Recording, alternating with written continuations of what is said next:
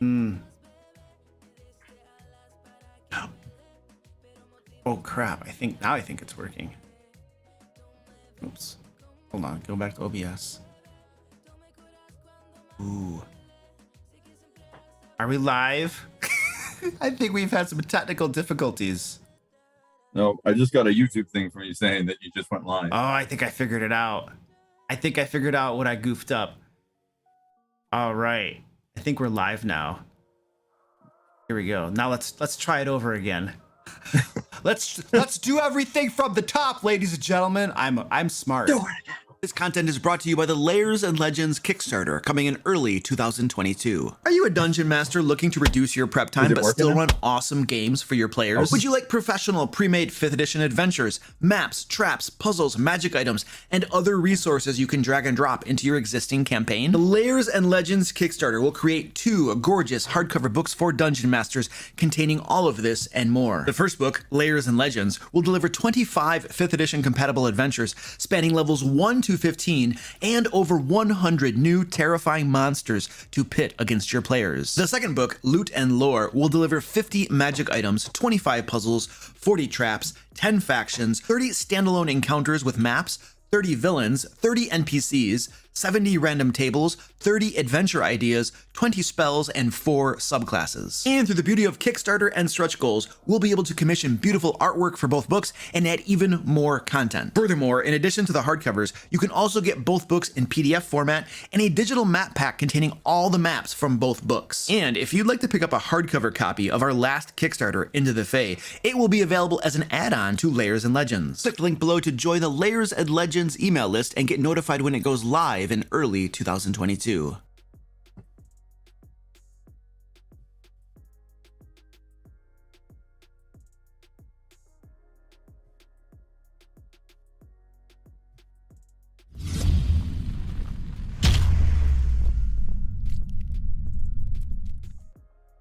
All right, there we go. We are live. Finally.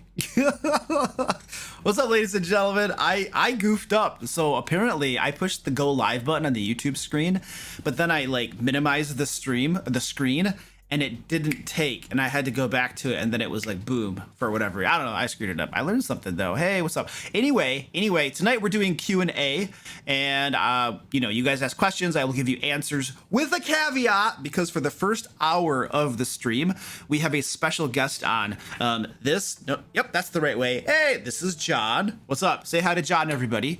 John, how you doing, buddy? Hello, everybody. Hello. Good to be on here, Luke.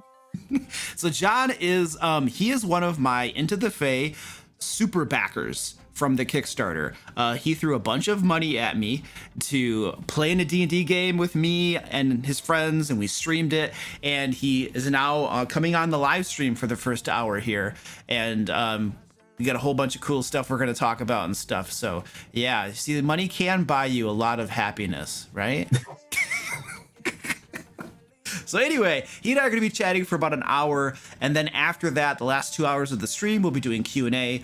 So you could throw your questions, we'll get them in the spreadsheet and all that kind of stuff. I'm going to skip most of the sleazy plugs until the second part of the live stream. Yeah, because I want to give John some time. We'll talk about crap and all that good stuff. The first thing I do want to tell you, though, is that we are doing a giveaway tonight, and the moderators can throw that down in the chat right there. So at the end of the live stream, we'll pick the winner to the giveaway. It's a D&D book of your choice, or you can get store credit on the DM Lair store, get Into the Fae, Lair magazine, a whole bunch of cool stuff that we have over on my storefront. So we are doing that. Want to let you guys know about that. And by the way, all tips, as always, go to charity. We are currently raising $500 for the Cystic Fibrosis Foundation. So if you would like to tip to an awesome cause, we're getting very close too. We only have about $100 to go, and then we'll be at 500, and we'll give them a nice big gift. So if you want to do that, you can tip, and we do appreciate it. So, okay. John. Yes. It's time, dude. It is. All right, so you had like some questions and stuff, and maybe some stuff we look at some of your D&D games we could start talking about. Okay. Did you want to? So we were talking about the healing light. Oh, yes. One of my characters. So it's not a new spell. It was in Xanathar's guide. It's for the Celestial Warlocks. Okay. So it's basically like having Healing Word as a bonus action, and it lets you get 1 plus whatever the amount of levels you are Warlock, and then you get that many D6s in a pool, and then every you can use as many as your charisma modifier is. Mm-hmm. So, like I said, we don't have a dedicated healer in our group. So one of the guys wanted to be a Celestial Warlock.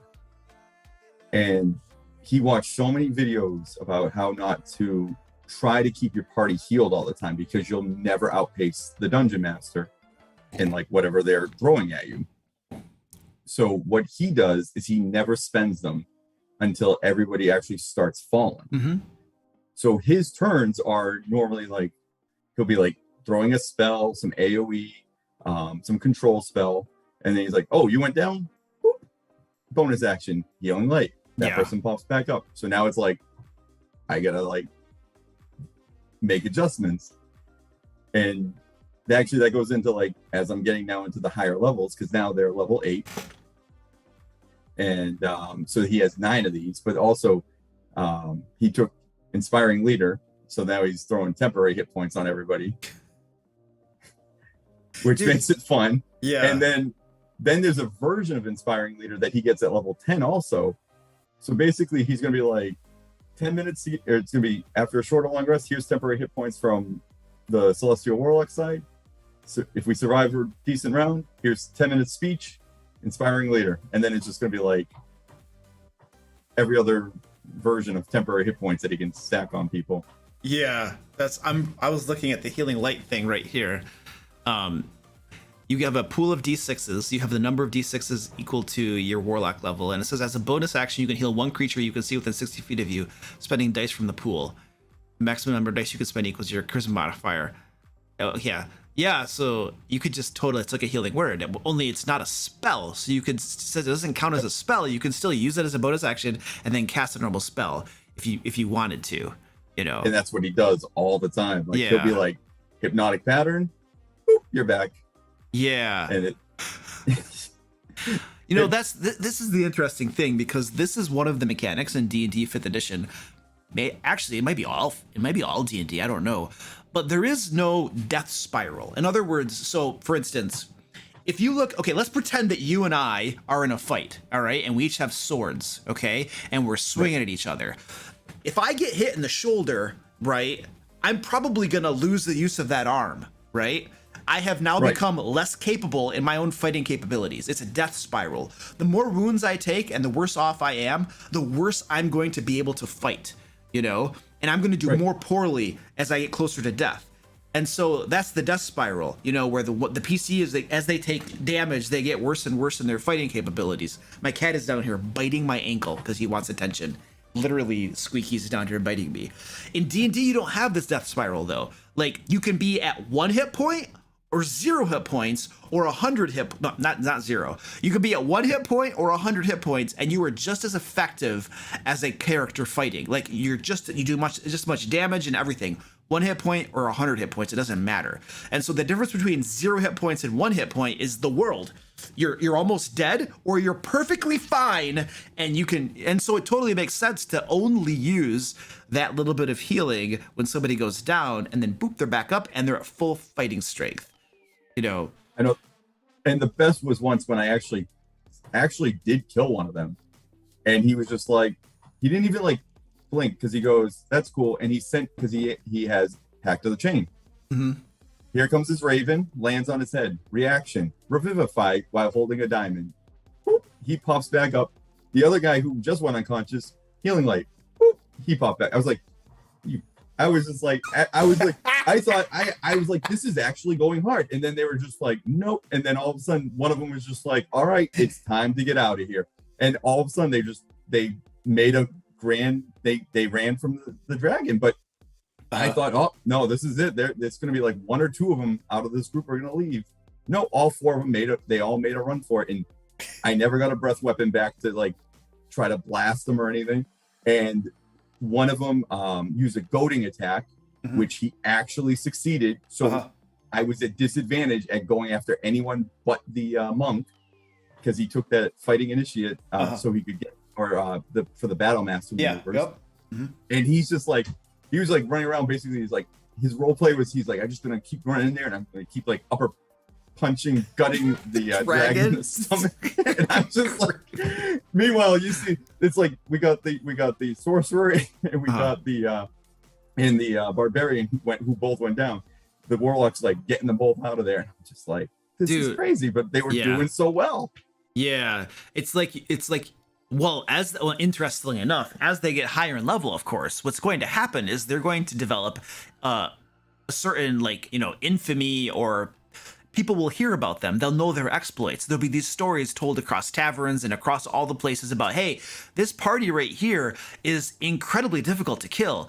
You know, people, they've been reduced to zero. Like, survivors will get away and say, oh, horror stories about these people, you can't kill them, they're unkillable, you know. And they're like, there's this one guy that all they keep doing is they keep making this noise, boop, and then everybody just gets back on their feet again, you know. And these stories will start to spread across the world, and then all the villains will be like, they'll get out their pens, they're taking notes and stuff, and they'll be like, so what, this person who kept doing boop, the booper, what did they look like? Like, give me a description of that, you know? And they get descriptions, and this is being spread. All the villains are like, you know, learning about this. And so the next time that adventuring group comes into the dungeon, you know, they're going to be like, hey, that's the booper, get him. And then all arrows and everyone are just at the warlock.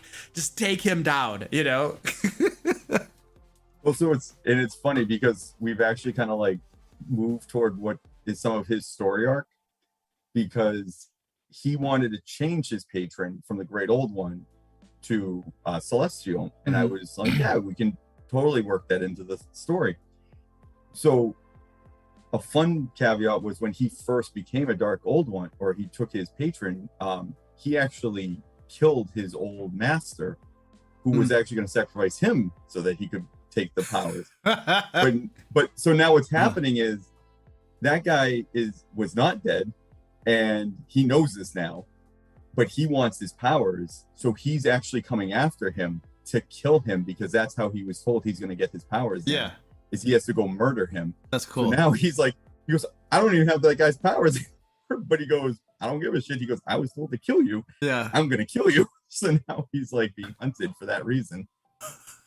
Well, there you go. Just knock, you know, the next time he heals everybody, be like, you know what? This is a good time to have that revenge arc or whatever come in. And the guy just kind of walks from the back, and he's just like, we're okay. There we go. Finger of death. Yep. Yeah, that's crazy. And so I guess, so here's one of my things too is, so I've never actually run this high a level already. What are you at? So we all just hit 8. And I know that for some people, they probably played well past like 10, and we just got to 8. Yeah. And it is already starting to become much harder to kill them, which I've noticed. And I've started pulling random things to just see what will happen. And it's amazing. I'm always still amazed with what ridiculousness they can pull out of their heads. And I'm just like, I did not even think that. And then they're like, one of the things we did though to increase the chance of death, which they did all agree and they liked, is there's no resetting death saving throws until you've taken an official long rest. Yeah. So if you go down and you get 2 failed death saves, those don't ever go away until you can take a full long rest. And one of the characters who did die now has a permanent death save, a failed death save. So if you die and get revivified, that the next time you fall, you already have 1 failed death save. You don't ever get that back unless you can. I said it's either a wish, or you have to find like some high being. I say it could go either way. It could be good or bad, evil or whatever you want to say. Yep. But if they want, and then you can try to bargain that off somehow, or do some work for them and get that removed. Yeah, I love that mechanic, and I've heard people tell me stuff similar to that too, where like the you know what I mean, the death saves don't reset and stuff like that. But it definitely makes it like far more critical and dramatic to drop to 0 hit points. Like, you don't want to, you know, because otherwise, if you're constantly 0 hit points means nothing in D&D, you know. Like when I first started running it and people would be like, oh, I just dropped to 0 hit points, I'd be like, oh my gosh, they're gonna die. And now And now it's like, dude, I could have half of the party at 0 hit points on the ground and dying. And I know that they're going to be fine because one guy's going to go over and feed a healing potion. They're going to get back up. And I know that it's going to be okay. My players might freak out, but I know that 0 hit points means nothing and they're going to get back up and they're going to be fine, you know?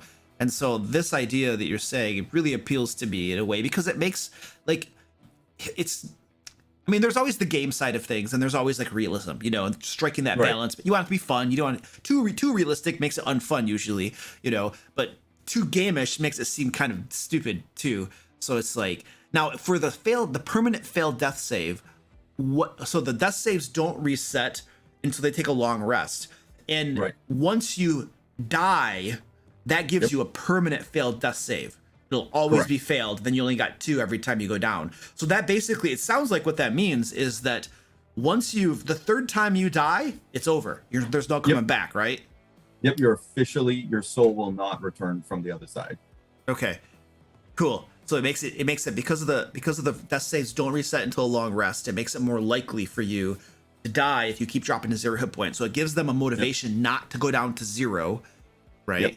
And then, because a lot of times, like, enemies will be hitting you for, like, crazy amounts of damage and stuff, and you could be down to 5 hit points, and you can literally tell your healer, don't heal me, because, like, if you heal me for 10, he's just gonna kill me next round anyway, so let him kill me first, or drop me to 0, I should say, and then heal me, because it's more effective that way, you know, like, all the tactics and all that kind of stuff. So, yeah, I like that.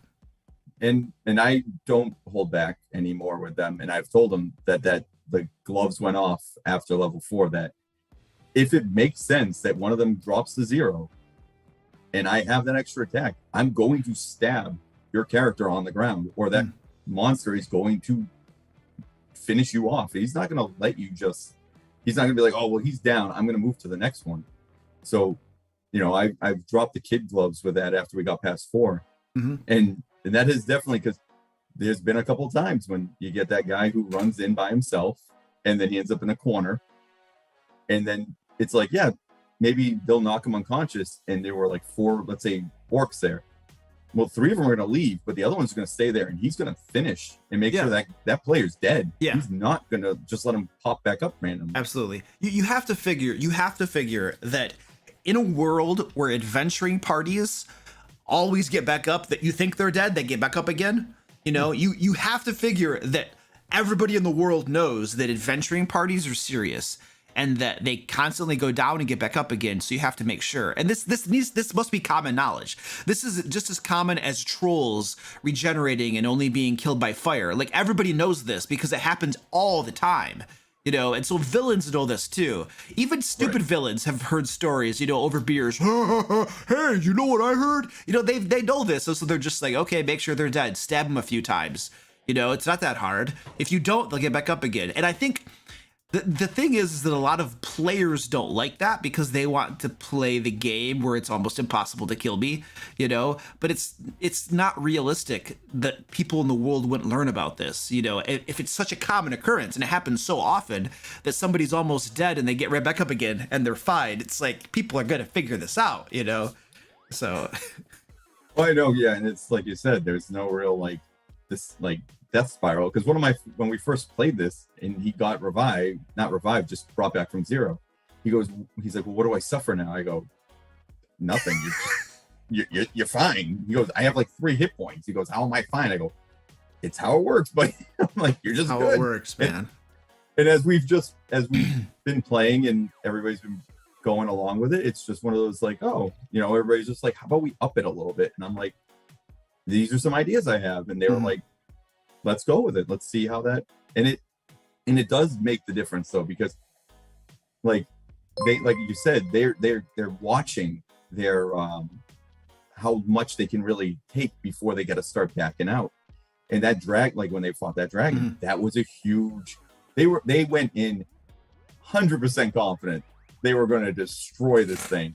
They were like, how could we die? How could we die? We have our celestial warlock. Pretty much. And I think it was that, because I ended up getting 2 breath weapons in a row because I got a 6 right on my second one, and I hit them again. What kind of dragon was it? Like, It was a black dragon. Ancient. What level? Oh, adult black dragon. For what level And party? they were all level 7 at the time. Okay, cool. All right. And then lair actions, and then I also had eggs hatching. With had they weren't actual. They were supposed to be baby dragons, but what I just used like I think I used like cobalt stat blocks. Okay. So as they were popping out, like there's just all these little babies that were just like swarming the field, and Nice. the barbarian got circled. He had like 4 of those on him because they were actually climbing on him, Yes. like biting him. Nice. So he was just like, at first he was also too like he's like thinking, oh well, it's only piercing damage, and he's like, I'm taking like one here, and then at one point he had like 6 of these things on him, and he actually looked at the sorcerer and was like, I think you should just fireball me and like get these off of me, like just give me the careful spell so I'll like half this and then just cook these things off me, which he did, but then that really wasn't smart with a dragon next to him who was just like, you just murdered all my children. Oh dude. So he was just like, that was what was like, that amped the dragon, and I was like, oh, it's full game on now. I would imagine that dragon goes right after that sorcerer, like 100% concentrated kill sorcerer. You know? Oh yeah, that was the next. As soon as he dropped that, it was just like the head was just like off the barbarian and monk, and it was just like, boom. Oh hello. Yep, you're dead. And it was like, as soon as he did that, he goes, oh, that was the dumbest thing I should have done right now. And I was just like, guess what's happening next? And he was just like, what? I go, breath weapon. And he was just like, oh. Right at the sorcerer, who has a great dexterity saving throw, I'm sure. Oh, he has a 0 for dexterity. That's awesome. It did not go. As soon as that happened, he was just like, so he goes, I'm out. Yeah. I have a video coming up in a couple of weeks about the Hickman Revolution. I'm not gonna talk about it really right now. But that is what kind of started the whole trend in D&D and probably tabletop RPGs in general, I would imagine, since deity is the progenitor of all those things, mostly. It started the trend toward this idea of the game being like, you can't die, you know, like character death. Because in the early days, like PCs died all the time. You know, you came to a game with like a stack of PCs because like they're probably going to die and you're just going to need more, you know. And nowadays it's like it's almost impossible to kill you. And so the Hickman Manifesto and the Hickman Revolution kind of started that whole trend in the game of making the game easy, so to speak, where PCs don't die basically, or the odds are stacked so that they won't, we'll say, you know. So yeah, but it's very interesting how that stuff kind of came to be. And now of course we have the game where it's like, hey, I 3 hit points, something happened, right? Nope, you're perfectly fine. I almost died. I know, but you're perfectly fine. Okay. Yeah. I did love though, as they were retreating, I was just like, as the dragon, I was just doing like a sniffing, and they were just like, what is this? And I'm like, you just hear between the teeth of this dragon, I have your scent. I'm going to find all of you and eat you. And they were just like, we're going to solidly die one day. And then they just like, they beelined out, and they had it was a little homebrew item I made them because they got this from a wizard. And what he did was he made them a teleportation circle in a bottle. So they could literally throw it at a wall and it makes a portal and it comes back to his circle, which was clear across from where they were going. Yeah. From where the dragon was, but I'm like, it doesn't matter. He knows what you smell like. So he's it's actually a she, but it's like she is going to find you all now. And it's like she's gonna find this. It's like your scent is obviously on your manner, it's on all the stuff you have. So and they are in the process of trying to build an airship. So not Eberron game? No, I brought that over though from Eberron into it because they had interest in that, but they didn't really want to do Eberron. Mm-hmm. So I said, you know what you can do is you could, and that's what they did was they quest search. They met this artificer kobold who wants to build an airship for the first airship ever. Mm-hmm. So they had to go. He has a list of stuff for them to collect. Oh, cool! That's awesome. Yeah. What was I gonna say? Oh, the dragon and sniffing him down. There was something like that once in one of my games where the party ticked off some NPCs, somebody they backstabbed or didn't follow through with an agreement, whatever it was. But the point is that some drow headed in against them. And they literally were, the drow were like, okay, we need to get these people, the adventurers, we need to get back at them. However, we're not going to attack them when they're all together. That's silly. We're going to keep an eye on them, and we're going to wait until they're in town doing their downtime, because, you know, we've been keeping an eye on them. We know how this works. They go on adventures, they get a bunch of loot, they come back to the city, they all split up and go their separate ways. The bard goes and picks up girls. This guy goes to the fighting pits. This guy does this. When they split up, then this was my Sword Coast Guard game. Then we're going to get them. We're going to have us, you know, groups of us go, and while they're by themselves, we're going to attack them. And that's what they did. And I think they defeated 2 of them, and they captured them and took them back to their hideout. And then 3 of the players, there were 6 players, they defeated the drow that attacked them and survived. And then they had to go on a rescue mission because the drow, there was some, I forget the details, but the drow wanted, there was something the players didn't do that they should have done, and they kind of like reneged on their agreement, you know? And so the drow were trying to manipulate them to get the job done. And so they didn't kill the players, they held them hostage, and they were like, you know, now and then they came to rescue them. They're like, you have to go do the thing you were supposed to do, otherwise we kill. And of course they just killed the drow and it was over, you know? It didn't really work, but yeah. But I waited until it was like, because you have intelligent enemies. Black Dragon, not the most intelligent dragon, but it's still above average, you know, and they're gonna, if the party did okay-ish against them to begin with in their lair, if they're tracking them down, it makes sense that they might just kind of wait until, hey, let's get him maybe when that sorcerer is all by himself, you know, right? Or something. I know. I'm like still working out my my plan on that one. Yeah. I do actually. This was actually a funny moment. Speaking of downtime, so one of the characters, the barbarian, he's actually not the stupidest one in the group, surprisingly, but this guy offered him a key that he could use once a day, and it would make a demi-plane. And he's like, because he loves having trophies, and he was like, I want a place to store all my stuff. Okay. And the guy was like, I'll sell this to you, not a big deal. So he bought the key. He does all this stuff in his downtime. Never actually opened the door to know what was on the other side.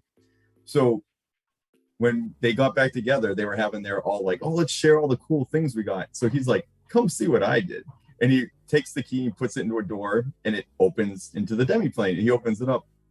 It's just this massive beehive full of killer hornets, and there's just bodies everywhere. And then they're all just like, I was like, everybody roll for initiative. And then they were just, the warlock actually got the highest initiative. And he was just like, he goes, I'm going to cast Hypnotic Pattern on the entire room because it's only a 30-foot room. Uh-huh. And I did just kind of like for a mass thing, and they ended up all failing. Mm-hmm. And he's just like, and then he's like, I'm going to run up and shut the door. And then they were just like, where did you buy this key? And he was just like, oh, he goes, that guy did. He's like, when I did find that guy, he was covered in stingers all over him. He goes, I just thought that was because I found him in a swamp. He goes, I didn't even put together that there was possibly murder hornets inside that in that room that whole time. So the guy was basically like, I have a worthless key that I need to sell to somebody. This is worth a lot of money. Here you go. And then takes the money and woo. Yep. And he even convinced them to bring him from the swamp to the next closest town in exchange for, it was 1,000. No, I think it was 2,000 gold pieces. And he had to bring him safely to the next town. That's and he perfect. literally was like, here you go. And he was just like, thanks for the money. And he was just like, gone. Dude, and you like, did your players discussing tracking him down and finding that dude? Like, well, it's funny because this is not the first time. They've all actually in downtime, they've all met this guy, and he sold them all janky magic items. And they've never put together, whenever it's their downtime, they never put together. The description is the same description I'm giving from the previous 2. It's the same drunk dwarf who has all these weird things, and he always seems to have exactly what they want. But it's not exactly what it is, but it isn't. Dude, someday one of the players is going to be like, dude! There's going to be a revelation, and then all the players are going to be like, John, we hate you. I think my brother does know. I think he's figured out that they're all meeting the same dwarf because he was the first one. Yeah. And then so did the sorcerer, and then so did the barbarian. And I think he's just like, this is starting to sound very very fishy that everybody seems to be meeting the same janky dwarf here. I know. I mean, you're giving the same description each time. You know, if they pay attention, you know, they might eventually. Yeah. That's awesome. I know. I just love it. It's when I pull those ones over on them. And the best was they met some random woman like on the road who was selling like super common mundane magic items, and one of them just was like, he goes, I insight. He goes, is it an illusion? He goes, is this that dwarf who got me? Like he thought it was the dwarf, but I'm like, no, it's just a woman. It's just a human woman who's selling like super mundane magic items. That's all it is. And he goes, I don't buy it. He goes, I'm not buying anything of her stuff. He goes, I don't want any of it. The others are like, I think it's just legitimate. Just like, these are just like basic healing potions. These are like a moon touched scimitar. It's like nothing is like outrageous. It's just she has super general wares that she's trying to sell. He's like that guy who's just suspicious of everybody. He's like, you know, everybody. Oh. That's the guy that opened the door, right? And got. Yep. Yeah. Yeah.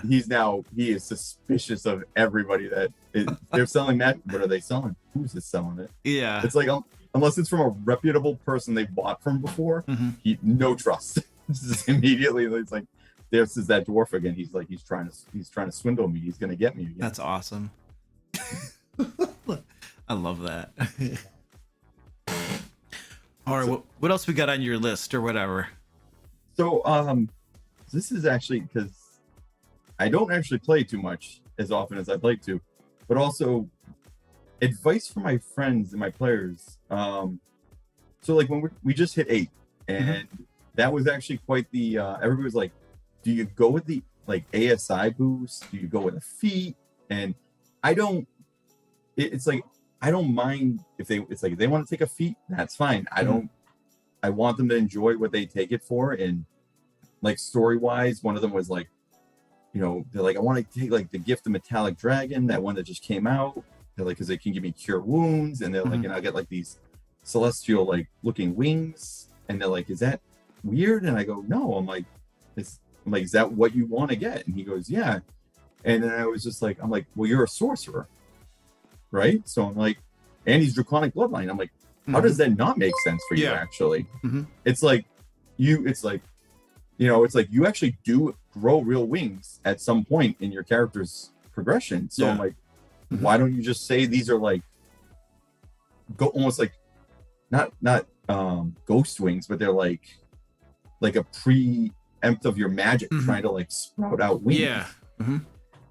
But I guess one of my questions, what do you advise? Like, how do you advise your players on like what they should go which way? So the way I think about it, and this is probably what I would tell players, but the way I think about it, especially as a player, is ASIs, when you actually increase an ability score like dexterity or wisdom or something like that, those are more universally applicable. They're always going to help you. You know, let's pretend you're a rogue and you increase your dexterity score.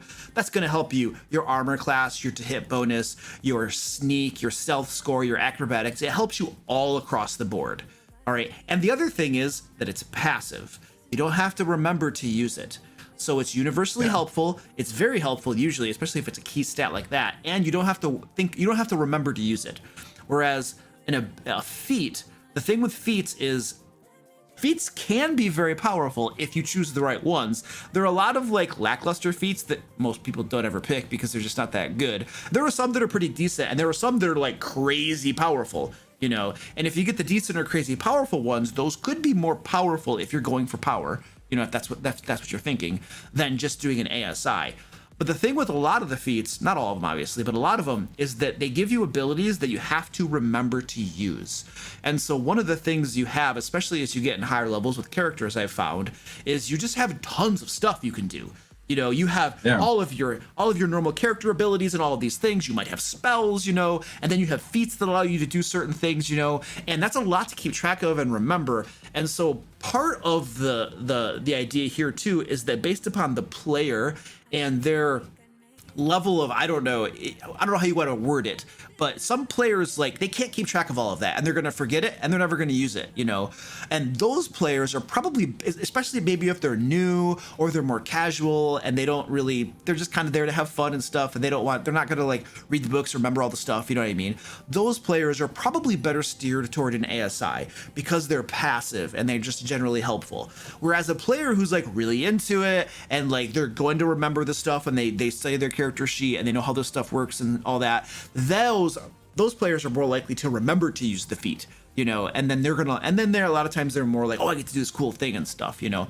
Now what you were referencing, of course, was more like a story thing, you know, something that fits in with that sorcerer and their draconic bloodline, you know, and having these wings and stuff. And so that's more of like, it fits in with the flavor of their character and what they're trying to do with their character. So that's another approach to look at it too, you know, how do you want the story or whatever of your character unfold, you know. And so I don't think there's any right or wrong way to go about it, you know what I mean. But those are like the different facets, I think, to look at it, you know, and then obviously let the players choose what they want to do, you know. But there are like pros and cons to the various ways to go about it, I think.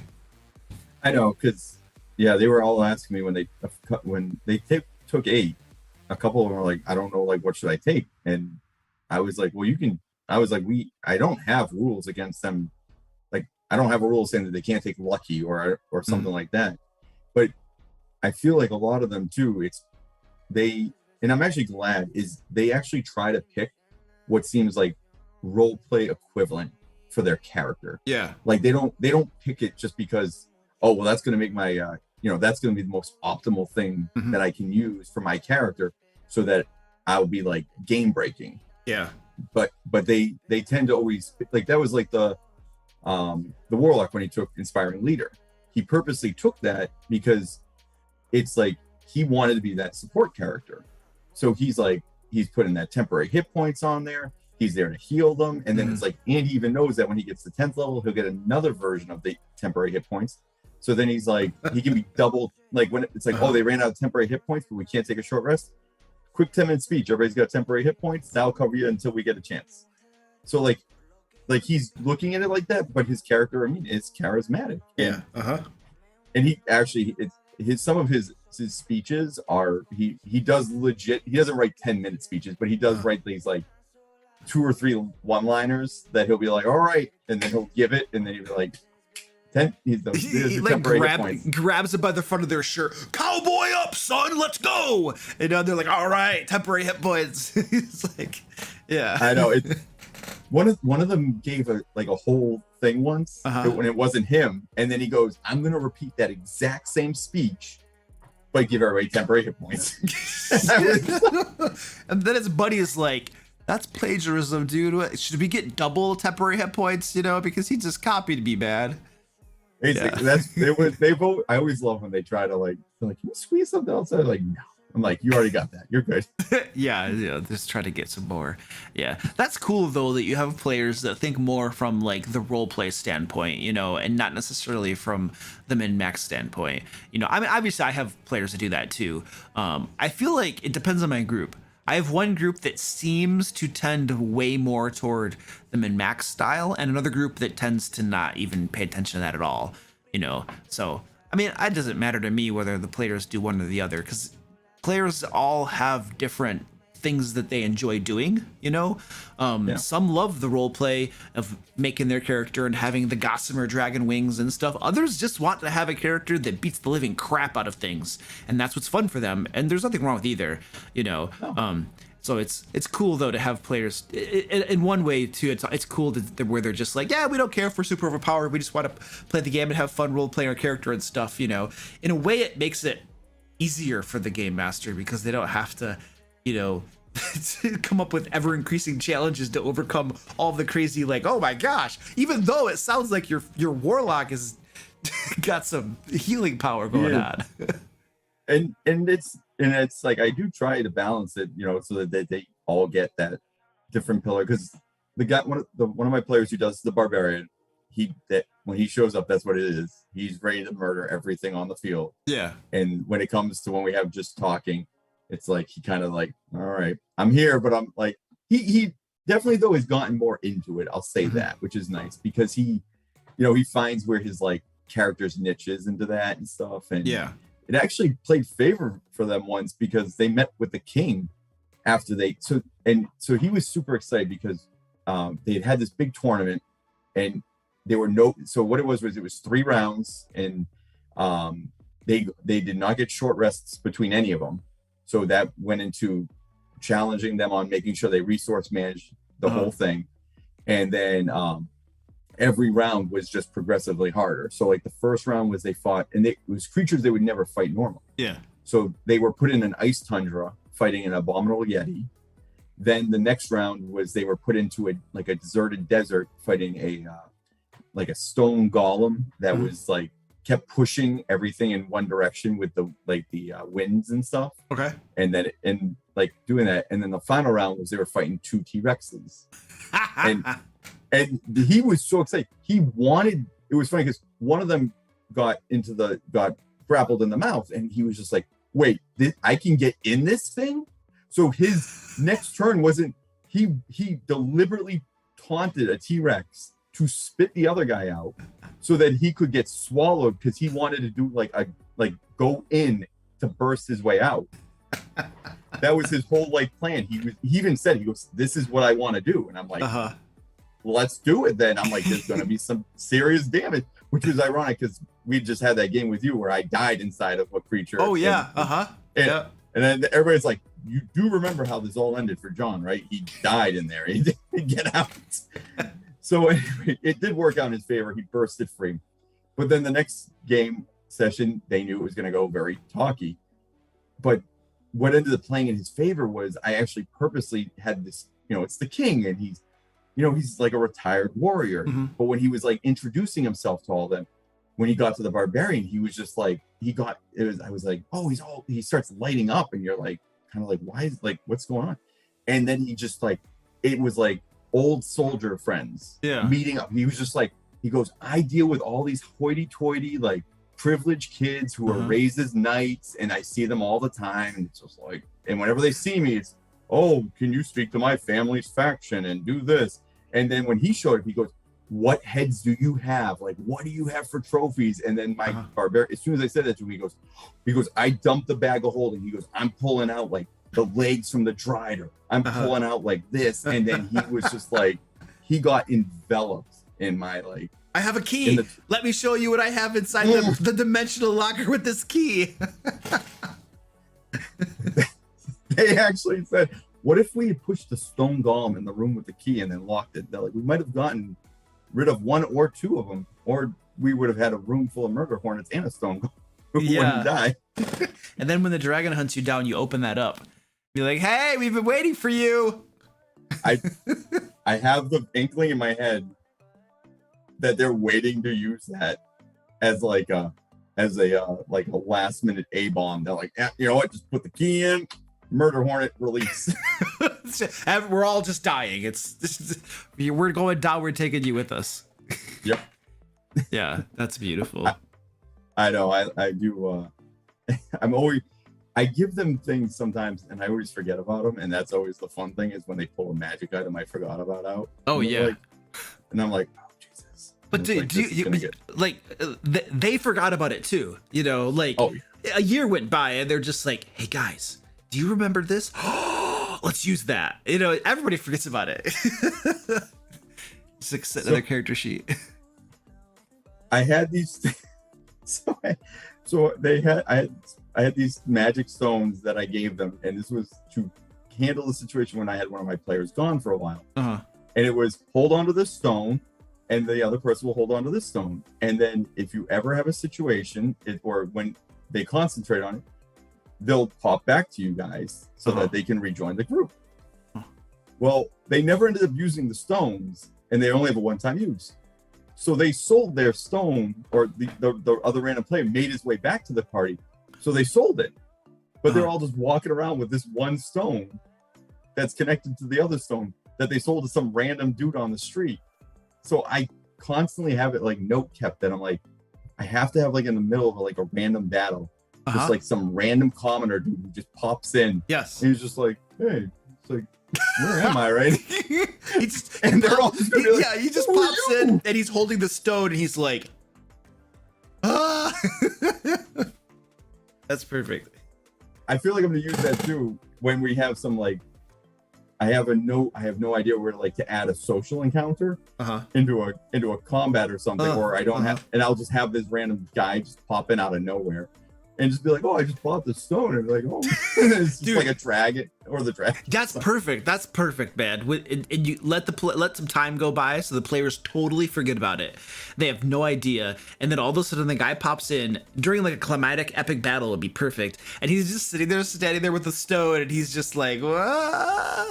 That's perfect, dude. Then the players will be like, they'll probably be for a moment, they're like, what's going on? And then as you describe the stone, they'll be like, oh, that's right, you know? So yeah, that's perfect. I love taking things like that and things that happened and then the players have forgotten about, you know, and then something that has to do with that appears long after the fact, you know what I mean? So it's really cool to do that, I think the players like it too, you know, So I got another, I know we're getting low on time, but doing like a not a timer event, but maybe it is a timer or more like an ultimatum event where like they're trying to handle the bad guy, the big, maybe it's the BBEG or just a minion. But at the same time, because I'm trying to figure out to mix it up and change things up in the battles, because it is going to be, it's like, I don't want them to get flat and I don't want them to be always the like, oh, we just kill the guy or we do this. And I always try to keep random things, especially like I've gotten so much better at Lair actions over the last few months with them. But I'm trying to think of like, how is a good way to like incorporate it's like, you almost like you have like, I always think of Who Framed Roger Rabbit. Like you have the girls being dipped, she's going to get dropped into the vat, but at the same time, you have the villain who is keeping anyone from getting to them type thing. And I don't know, like, what do you recommend? Have you done that in the past, or how do you handle something like that? Do you do it like as the Lair action, like every round, it's like that's when it hits and it goes down again. It's like that much closer, or do an actual timer, which I know timers are hard sometimes online because it's like, yeah. I think like an actual real world timer where time is clicking down is difficult because real world timer doesn't match up to actual game time, because when somebody takes a couple minutes to decide what they're going to do, it's actually only a few seconds in game time. So you're probably when you're in combat, you're better off to time things by rounds or turns, If you're out of combat, that's when a sand timer is perfect. Like literally, if they used a Speak with Dead spell and they have probably 5 or 10 minutes, whatever it is, to actually ask the questions, in that moment, I'll pull out a sand timer and be like, boom, there you go. You guys are talking and asking the questions and we'll do this, and it's ticking down. Because then you can say that, you're out of character. You guys talking and conversing about what you're going to ask that dead person is actually a reflection of what you're doing in character, because in character you're all talking about it too, and so it makes sense to have a physical timer. In battle situations, I would count everything by rounds. So in essentially you would have some sort of event or something happen, either at a set period every 2 rounds, or at the end of each round, or at the beginning of each round, like you suggested with like Lair actions or something. Or you could have it be random.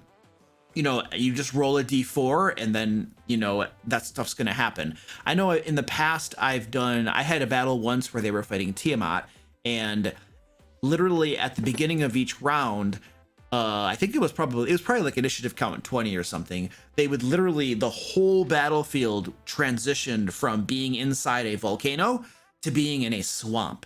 And different aspects would change too. Obviously the terrain all changed, and then Tiamat had different strengths. There was different like Lair actions that would happen, or different, acid would splurt up or something, as opposed to like, being lava and stuff like that. So there was like a reoccurring like shifting of the terrain and stuff like that. But I think the idea is that, yeah, some sort of event or something would happen periodically during that combat, to spice things up and keep it more interesting.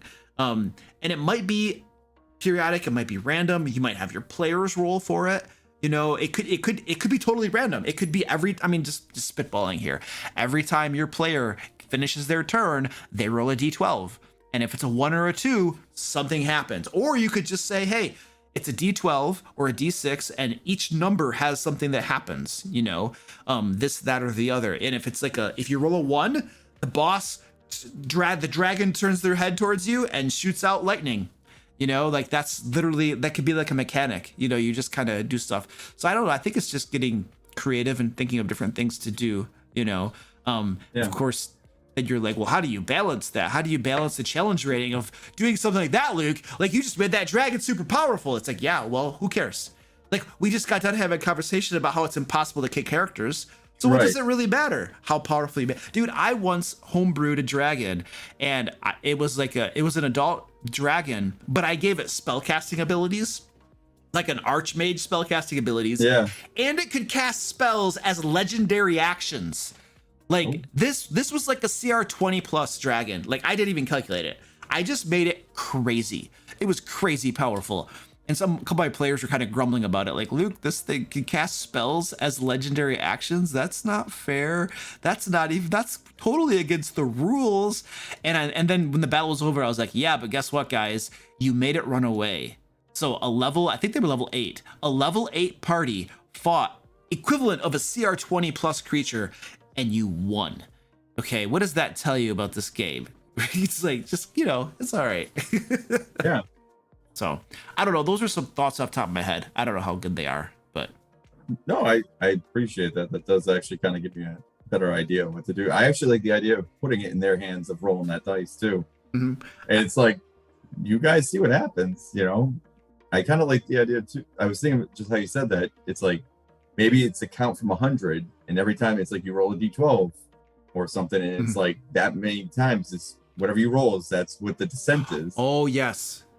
So it's like, if you rolled a 12, that's a huge drop. If you rolled a 1, that's actually good for this one. It's kind of the opposite. It's like, you're so used to be like, oh, 1. No, it's like, no, we want 1s. Dude, and then you have that 100, and you have them roll the dice, you subtract it, and you have that number be very visible, right? And it's going down over the course of the battle.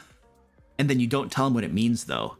It just sits there, and it's going down, and they're decreasing it. And then the whole time they're like, what does that mean? Like, what? Like, they could be in a volcano, for instance, fighting a dragon or something. And literally what's happening is, you know, they don't know, that as it gets closer to 0, that entire volcano is about to blow, you know, and that it will explode the entire thing. The mountain just detopped when it gets to 0. And then once it starts to get to like 50, that's when you start describing the rumbling in the mountain. Just slightly, and then it gets to 40, and then the ground is trembling throughout the entire round. And then as it keeps getting lower, you ominously increase your narrative description, so that by the time it gets to like 25 or something, they're just like, you guys, they know what's going on, and the lava's bubbling, and they're just like, you guys, this is not good. We need to get out of here. You know what I mean? So yeah, actually, that's like, I like that. Actually, I'm gonna probably mix something like that now into some of the next combats they have. That's the way to get them, really, like with the drama and the suspense, and it's in their hands. It's, if they roll poorly, then they get screwed faster. Yeah, and you're always so like, oh well, it's a high number, that's gotta be in our favor, and you're like, no, it's not in your favor this time. Not actually, this time it's bad. You want 1s, because then you're good. And they won't even know what's going on until like it gets down to 50 or something, and then you could have each player at the end of their turn roll a d12 or something. And so it's just constant like da-dunk, da-dunk, da-dunk, da-dunk, da-dunk. And that'll progress really rapidly too, if each player's rolling it. You know? Yeah, that could be pretty cool. I like that. That's why I was wondering this, because it's like, it's always good to bounce things off people. It is, yeah. Yeah, that's for sure. When you have like thoughts and stuff. Like, creativity is hard in a vacuum a lot of times, you know, but when you can either talk to somebody, you know, or sometimes I just go online and I'll just be like, you know, I need this stuff or other. I'll read some other people's thoughts and see what they're thinking, you know. And then map making is like this for me. Like, if I'm actually going to design a map for my game, like if I just sit down with graph paper and try to draw a map, I'm just like, I don't know what to do. But if I go online and see some examples of maps people have made, it'll get me the juices flowing. And then I'm like, oh, okay, here we go. Let's do this, you know? So I know one of my friends is huge to looking at battle maps. He does just to look at them. And he actually was like, we were playing one and I think he realized he'd known that map. And he was just like, I think there's a secret door over here. And I knew there was a secret door over there. And so then he was just like, I'm going to search for this. And I was like, yeah, roll that dexterity saving throw. He was like, what? And because on the fly, I just changed it to a trap instead. Yes. And he got out of it and he goes, there's no secret door over there. I think we should move on. And then later on, he's like, Mr. Dungeon Master, sir, I apologize for my metagaming, and I swear I will never do it again. I always keep tidbits like that in the back of my head. Of I'm like, I think they figured out like somebody knows what this is, and then I'm like, unless they like in character figure it out or something, I never like, and I always let I'll. Because they'll always be like, would I know this? I'm like, I don't know. Give me a quick history check. Does your character know this? And then sometimes I do just waive that too completely and be like, no, you would know this. Yeah. Like one of the characters had I forgot what it is, but it's like some sort of researcher background where it's like he spent his whole life growing up in the library. And that was like when you said the thing about trolls, he goes, would I know that trolls are like they need to be burned or acid to slow it down? I go, you would absolutely know that. You don't even have to roll for that. Like, yeah, you've read probably like numerous stories / like actual guides that have said burn or acid a troll. Like, don't even worry about it. I mean, I think in a fantasy game like D&D and the worlds that happens in, the simple moment that somebody sees something regenerating, period, any creature regenerating, they're probably going to be like, oh, use fire, because it's got to be like fairy tales and stuff in those worlds where they talk about creatures that regenerate and the heads keep growing back, and then the hero applied fire and it stopped growing and he won. It's like they got to hear those stories, and so the moment they see something regenerating, they're like, fire. Now, would they know about acid? Knowing about acid might be a step above that, you know what I mean? Because it's probably more rare to have acid, but everybody has fire, you know? So, yeah. I know. I did that actually to mess with them once with a troll. It was actually had a core of heat to it, so every time they were burning it, they were actually healing it faster, not killing it or stopping the regeneration. Yeah. So they actually had to apply cold. Yep. To stop it from regenerating. It took them, I think, like 2 people of throwing fire on it to realize that they were literally throwing gas on a fire.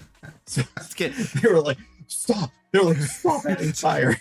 The worst was that they actually threw, what is that? The alchemist fire. One of them threw alchemist fire. Oh, so nice. It's on fire. Yes. They're like, put it out. Put them out. I do the same thing. You just, it's not fire that stops regeneration. It's, whatever. Insert X elemental or something. Right. That's all it was. Yeah, exactly. Because it just tosses it. It's such an easy thing to homebrew and make that change. And then the players are like, oh, what the heck is this thing? What the heck's going? Oh no, we're healing it. Yeah, it's awesome. Yeah. Yep. It has more arms now and it has an extra attack. This is not good.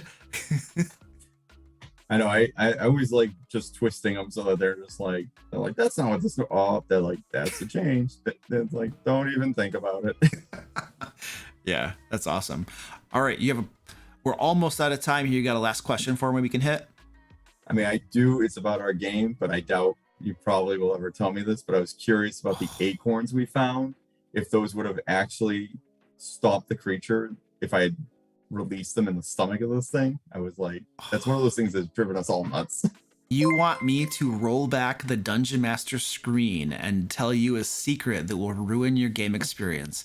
But wouldn't it be way more fun for the next 25 years to wonder about that and not have the answer?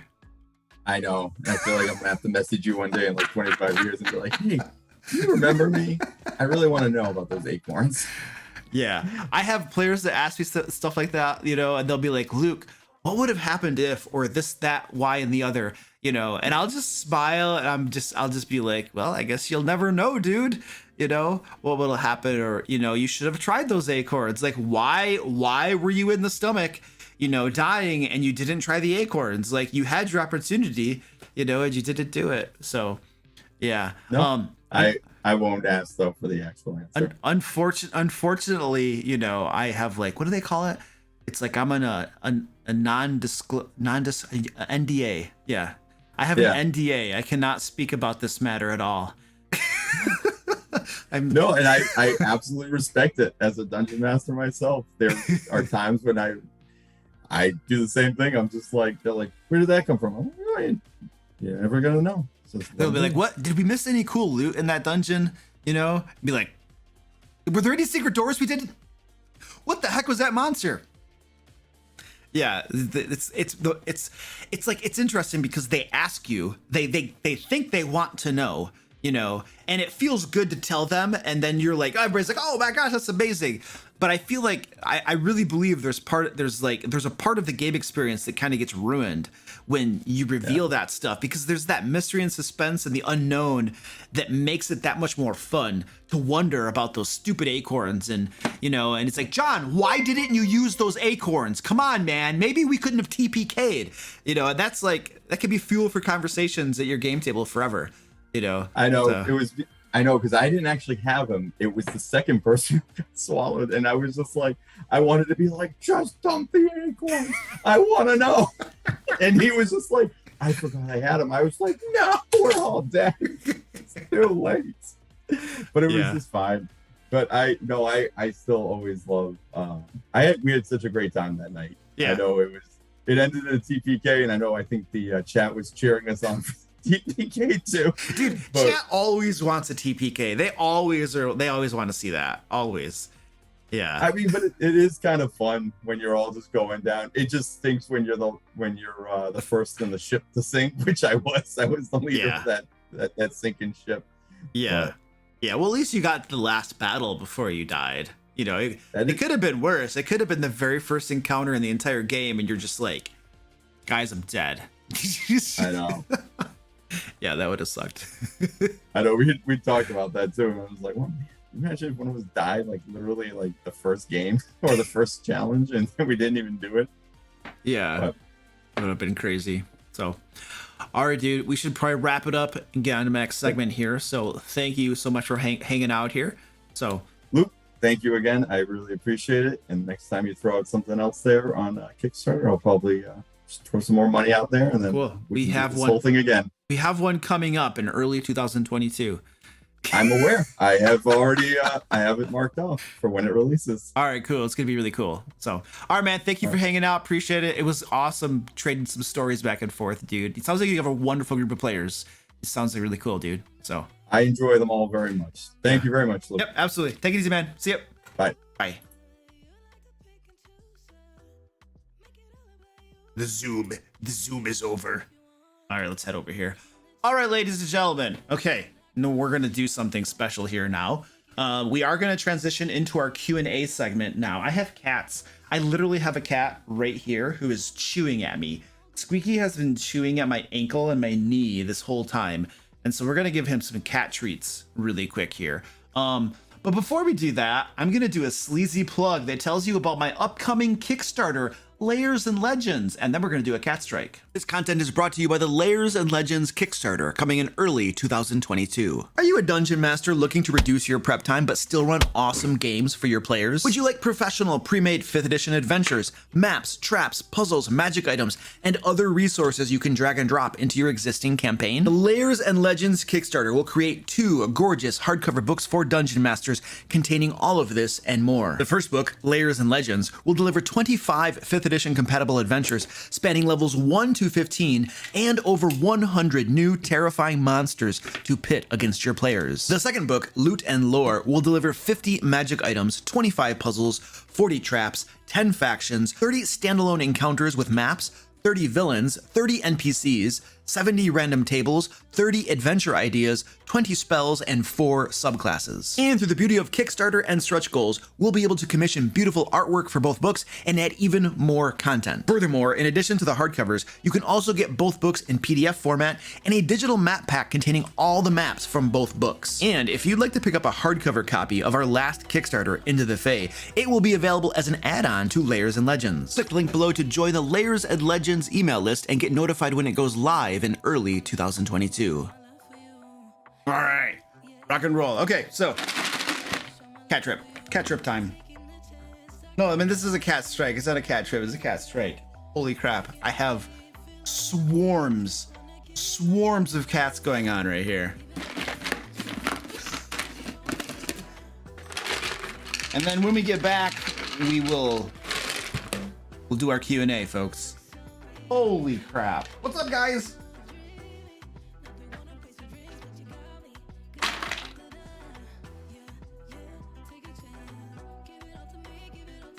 Got all 7 of them tonight, if they go on camera.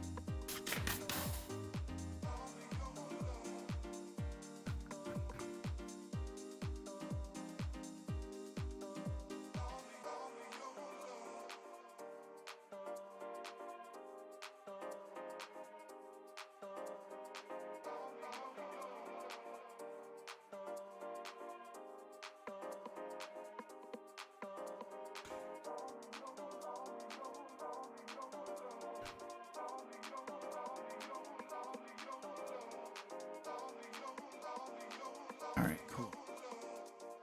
Who's in the box? Orange. Orange is always in the box. He's always in the box. All right, I gotta get my screens put in the right place. There we go. All right, cool. Turn that down. Over to the sheet. Excellent. Excellent. Woo! All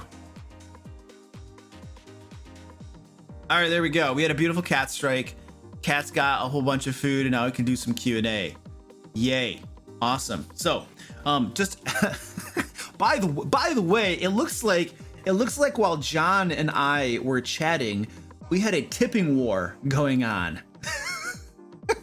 Some huge, massive tipping war. So let's give the recap here. Okay, Owen Davies, thank you for the 1350 super chat.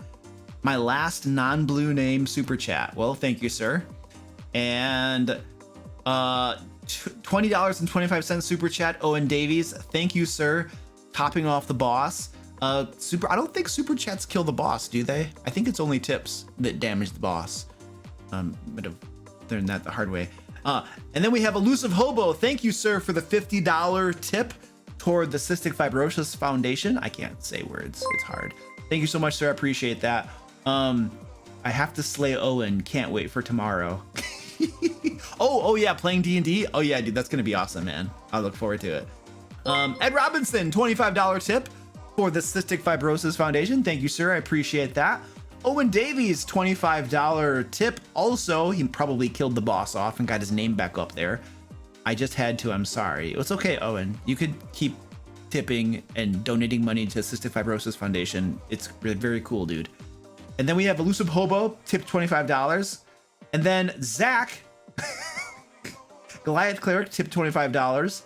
I think he got his name up there at that point in our tipping wars that we had going on. And then at that point, Kirby came in and he's like, you guys are small players around here. Here's $50. Get my name up on the board. And now Kirby has his name on the board. And we have more than met our $500 goal for the Cystic Fibrosis Foundation. So I will be donating 500 and change to the Cystic Fibrosis Foundation. So thank you very much, ladies and gentlemen. I appreciate the support. And so does the Cystic Fibrosis Foundation.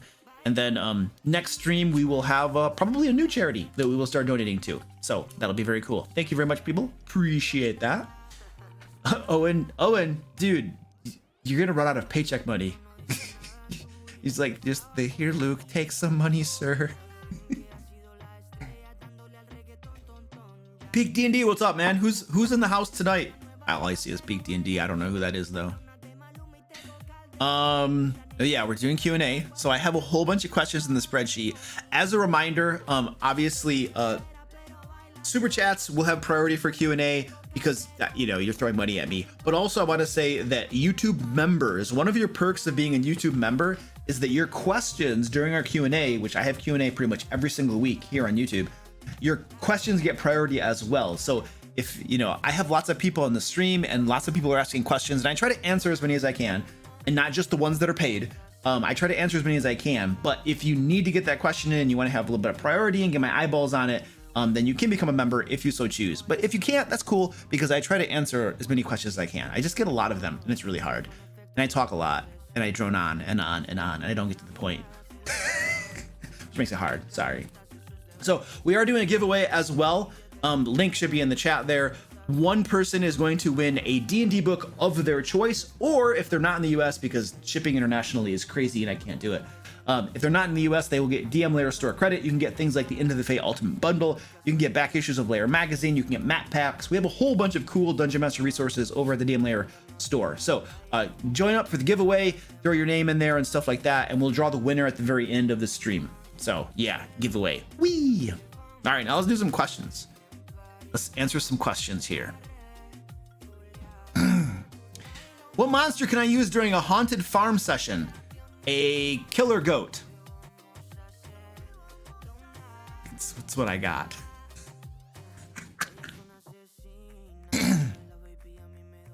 Dr. Nova, thank you, sir. Looks like we have a new member. Appreciate that, dude.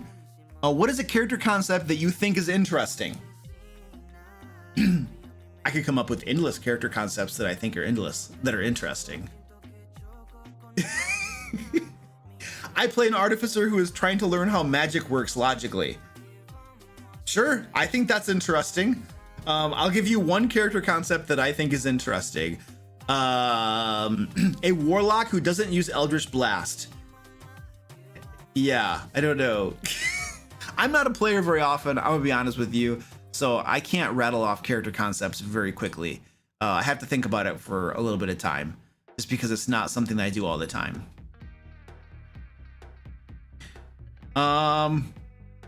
Another question from Dr. Nova. What are some raw rules as written that you homebrew fixes to?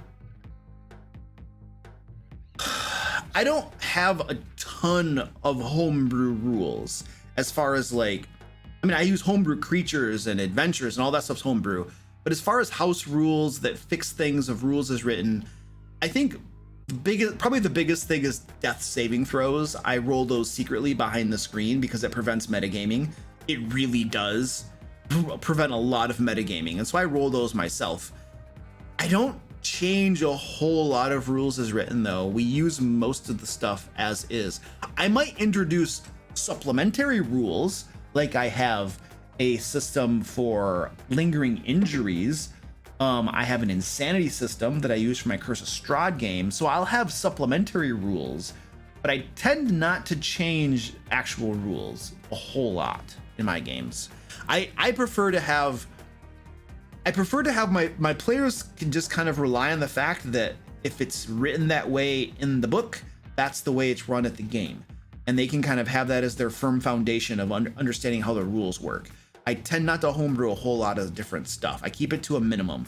I think, yeah, I can go into my whole theory on homebrew and why I don't homebrew a whole lot. I think there's lots of advantages to not homebrewing tons of rules.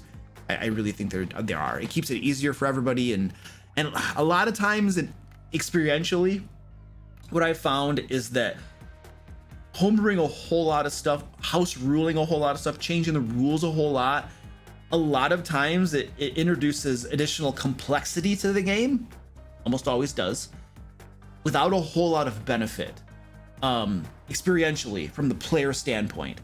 And so if you're going to introduce a whole lot of additional complexity without a whole lot of benefit, it's like, why are you doing it? You should just leave it as is. If you're not making it better, don't try to tweak that, so that's kind of been my experience. And it's just easier for the players to be able to reference things from the book and know that's how it works, as opposed to my homebrewing a whole bunch of crazy stuff, trying to make the system better. It's like, does the system have issues? Sure. We just had a whole thing where we talked about how hard it is to die, and dropping to 0 hit points and nearly dying is meaningless in D&D 5th edition, because you get back up at 3 hit points and you're just like full fighting strength. So yes, there are issues with the game. I don't know. I don't usually homebrew a whole bunch though. I just kind of play it as is. Nolan notes there. Yeah, homebrew could also open up cans of worms, Nick said. Absolutely. Because the part of the thing with homebrew is, if you're tweaking the actual game mechanics, the rules for the game mechanics, you're literally doing the tweak and then you're playtesting in your group. Like, you don't have the benefit of like lots of different groups of playtesters. So if you have a homebrew system for X, Y, and Z that changes rules and stuff, you're literally playtesting it with your group, and you might discover more problems with it, and you got to tweak it here and there and go back and forth and change all these different things. So yeah, you can introduce issues that you then have to correct, and you have to tweak your homebrew, and then your group kind of turns into a little bit of the experiment. They're the guinea pigs for it, and so it can do that. Now some people don't mind that, and people have fun doing it, and that's fair. But it's something to consider. Which kitty is up? Hey, Mr. Gore, what's up, dude? What kitty is up on the shelf? I don't know. Let's see. I don't see any kitties. I don't see any cats back there right now, so I'm gonna say no kitties. Shots fired at the dungeon coach. That's like his whole channel. No, I know that there's a whole bunch of people that enjoy doing that and have fun doing it, and so I think I'm not gonna say that their fun is wrong. This is just personally from my experience and how I do things, and my theory and my rationale on it. But if people want to do it, it's a game. They can do what they want. Just probably not my cup of tea to do a whole bunch of homebrewing and stuff. The elusive hobo's like, I gotta go, but I'll be back for the giveaway. Woo! All right, dude.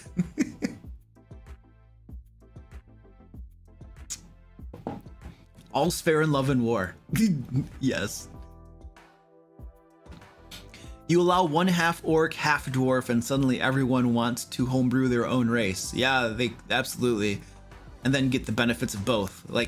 Or half orcs and dwarves. Yeah, you can get lots of cool benefits there. Dungeon Coach must have huge binders of homebrew he passes out before each campaign. No, I've talked to him. He just makes it mandatory for his players to watch all of his videos and take notes. No, I don't think he does that. He and I are cool though. We talk about. Oh, Tony's in the house for Peak D&D. Okay, cool. What's up, Tony? How you doing, buddy? Yeah, I don't know. He probably has lots of. That's part of my theory too. I feel that if you're going to homebrew a whole bunch of stuff, for your group, you owe it to them to write it down and then make it available to them. Now, you can put it online somewhere. That's the most easy solution for that. You don't have to like print it out and give it to people. Just put it online somewhere. That's cool, you know. But yes, if you're gonna introduce a house rule or homebrew or something, you really should have it written out so that they can reference it, and then you know you have a playbook to go off from. All right, let's hit a whole bunch of these guys right here. We got those. Yay! Beautiful. Claude says, how often do you do the double tap on downed players? Do you limit to smarter creatures? I'm careful with this one. I don't, so we can call it confirming the kill, where you have a player that goes down to 0 and drops, and then the enemy is like, I'm going to make sure, and then stabs them a few more times. I don't historically tend to do it a whole lot. I don't. Sometimes I do, especially if I'm running, I usually restrict it to intelligent enemies, enemies that are immortal or have lived for centuries, such as demons or devils, because they've seen this happen before, or enemies that have heard about the characters and know that we got to make sure they stay dead. I tend to restrict a little bit. I don't abuse that a whole lot. And part of it is metagaming, because I want the game to be an enjoyable game experience for my players. And I know that if I'm constantly having enemies confirming the kill and making sure they stay dead, that does take a little bit of, if it's always happening, it takes a little bit of the enjoyment out of the game, I believe, for my players. And so I hold myself back and only do it at certain times intentionally for the benefit of the game and the benefit of my players' enjoyment. It might be reasonable for an enemy to do it, and I don't do it. So I try to hold myself back. I do it sometimes. I don't do it a whole lot. And when I do it, there's definitely a story, a role-playing reason for it. There's a reason that enemy would confirm the kill. But I still hold myself back, and I don't do it a whole lot. And mostly that's for the benefit of the gameplay for my players. And that's true for other things, the way I run my games. For instance, banishment. My enemies almost never use banishment, because it results in a player sitting the fight out and doing nothing. There are like different spells and stuff, you know, that I just don't use a whole lot because it takes a player out of the game. I once used polymorph on a player and turned them into a clam, and they sat there and did nothing for the whole fight. And I was like, okay, that was very effective from my enemy's point of view, but it made for a poor game experience for my player, who sat there for, I don't know, a half an hour or something and did nothing because he was a clam. So I've kind of, you know, learned over the years that there are some things that aren't fun in the game for people, and so I just don't do them, even though it's reasonable to do it, and enemies would do it. But so there's an element of metagaming, you know, where I try to give a good experience to my players, and so I don't do certain things, if that makes sense. Oh, was Orange up there? Orange is right here now. Orange is, yeah, this is Orange. Was he on the shelf? It might have been. Orange doesn't jump up there. Well, he might, I don't know. He's kind of big. He tends to stay on the floor a lot.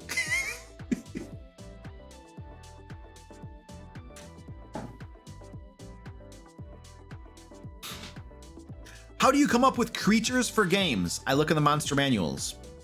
I especially look in Tome of Beasts 2. That is how I come up with creatures for games. I find pre-existing ones. I might tweak them a little bit, but rare is the creature that I 100% homebrew.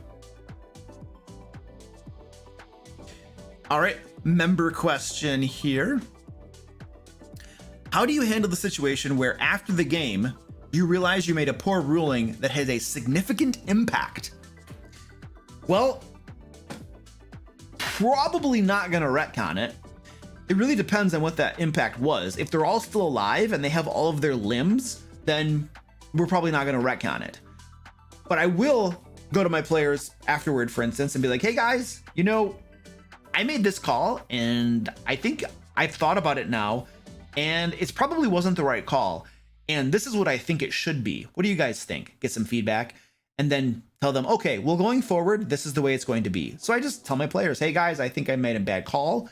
And then we discuss, and then I revise. When you're on the spot during a game, it's going to happen that you make bad calls.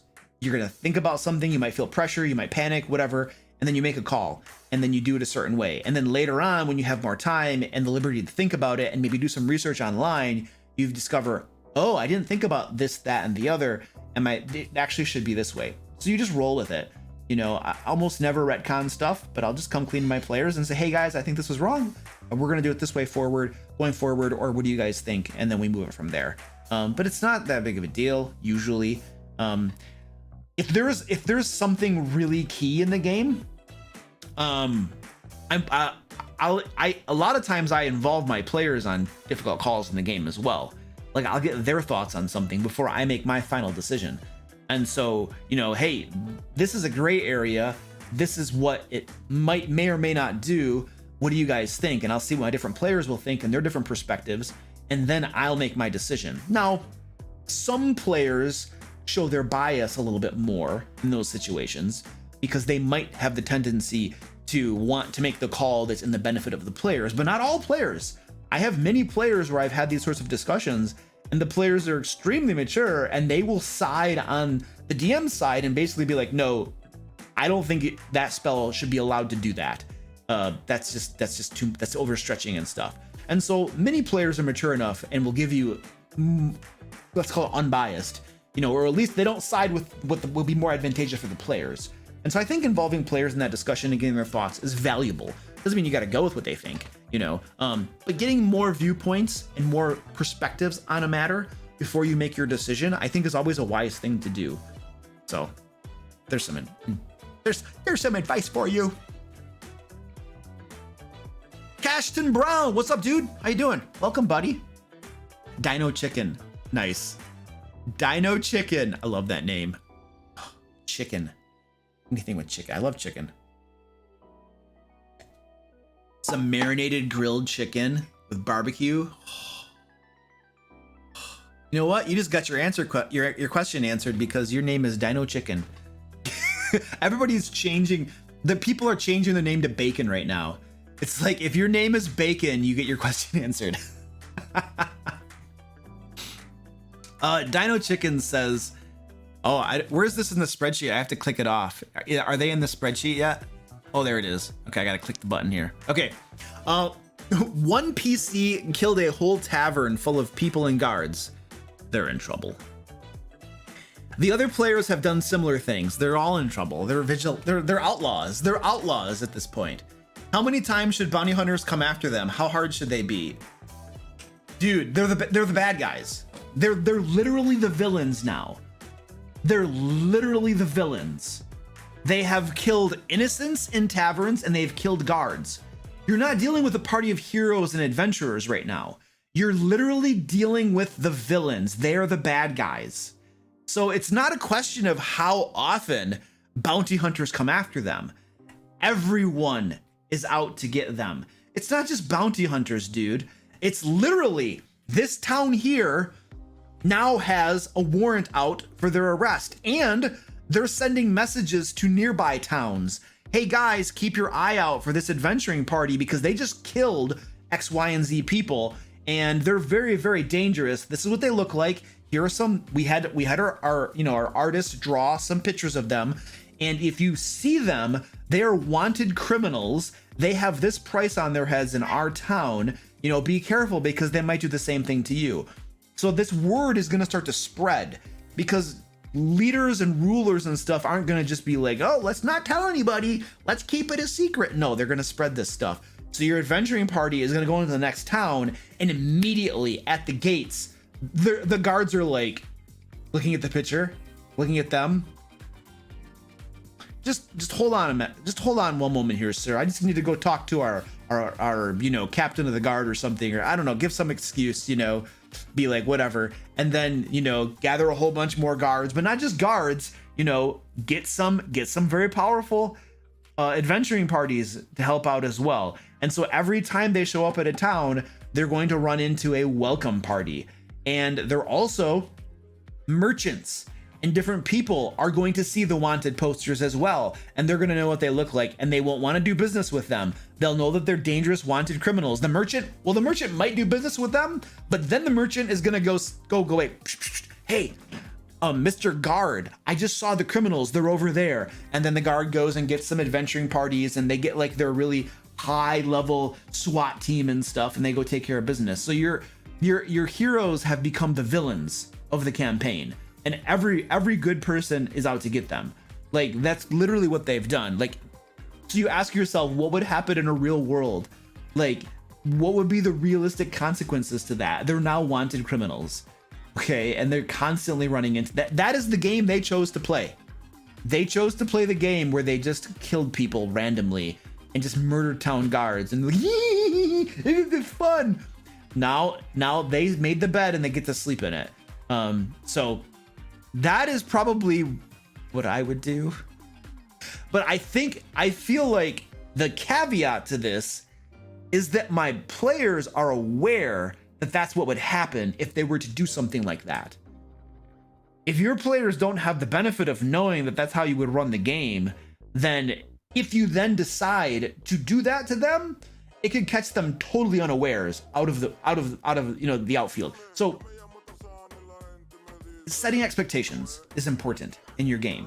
If you previously have never done stuff like that, and your player, it's just kind of this slapstick, we kill everybody, there are no consequences, and they're used to that sort of game for you, and they'd gotten away with it for like a year or two, or for however long, and you've set the expectation and you've communicated it to them, not verbally necessarily, but just by having there be no consequences, that behavior is okay in your game, then you're setting the expectation that it's okay. If you then later on come and have there be grave consequences, you're now changing the way you're running the game essentially, and you're breaking those expectations. So be careful about that. This might warrant first a conversation with your players where you're like, hey guys, if you keep doing this, be aware that this is what's gonna happen. So, yeah.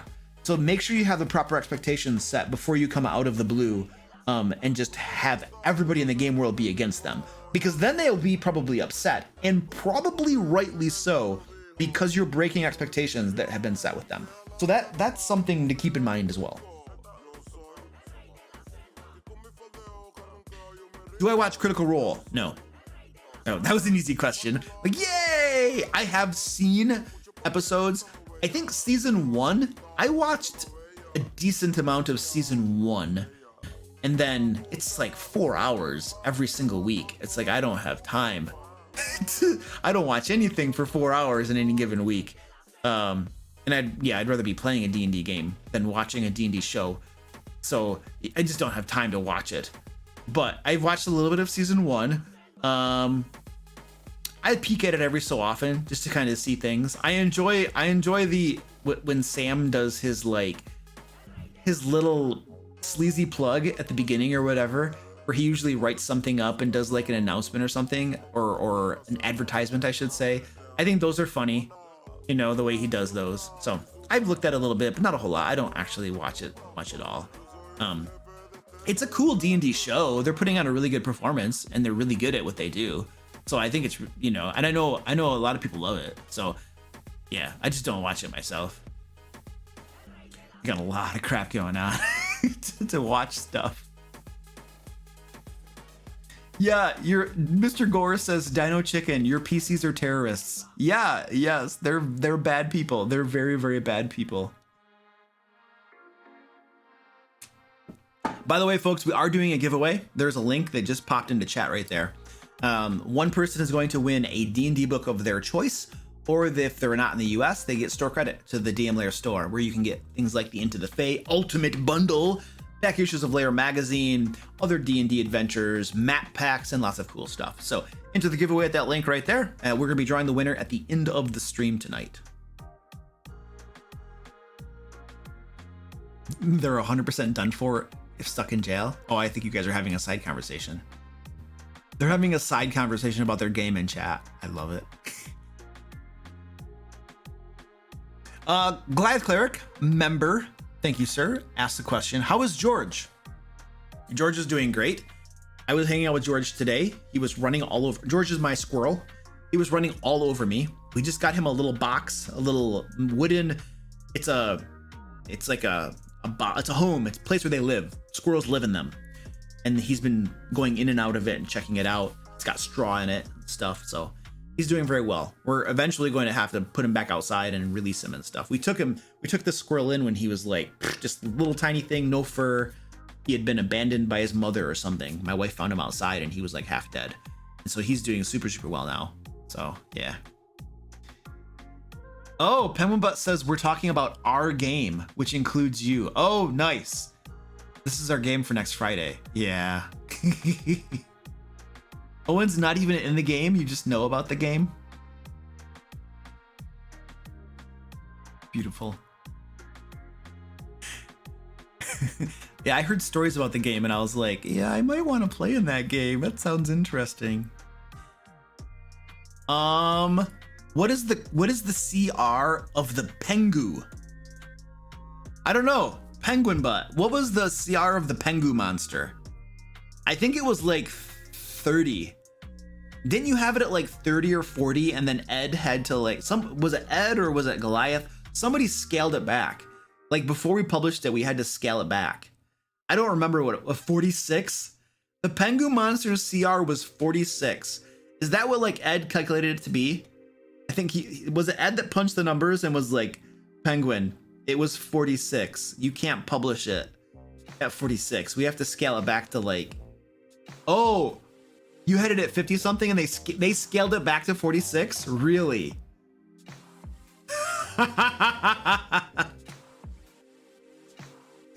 So, context for people who are watching, Penguin Butt ran a game for my moderators, and there was this monster at the end called the Pengu monster, and it was insanely hard. And so after she ran the game for us, I was like, hey, let's publish this. And so then she wrote it up. I think Zach helped with the write-up of it to make it into an adventure that we can publish. And you can buy that adventure. It's called Frostblight, and it's available on the DM Lair store. I think we could probably get a link to the DM Lair store in the chat somehow, if you want to go buy it. And it's Penguin Butt designed it, and then Zach, I believe, helped flesh it out and write it out. And obviously Ed Robinson is our lead developer. He looks at everything. So the team made that, but it was an adventure that Penguin Butt ran for us originally. And the end boss was like, I think we were like character level 17. We were all high level characters, and the end boss was like crazy hard, and we should have died. We should have all died. It was like a technicality. It was like a sleazy technicality that we didn't all die in that last fight. And I will always hold that against people. We should have died. We should have all TPK'd. And that would have been beautiful and glorious.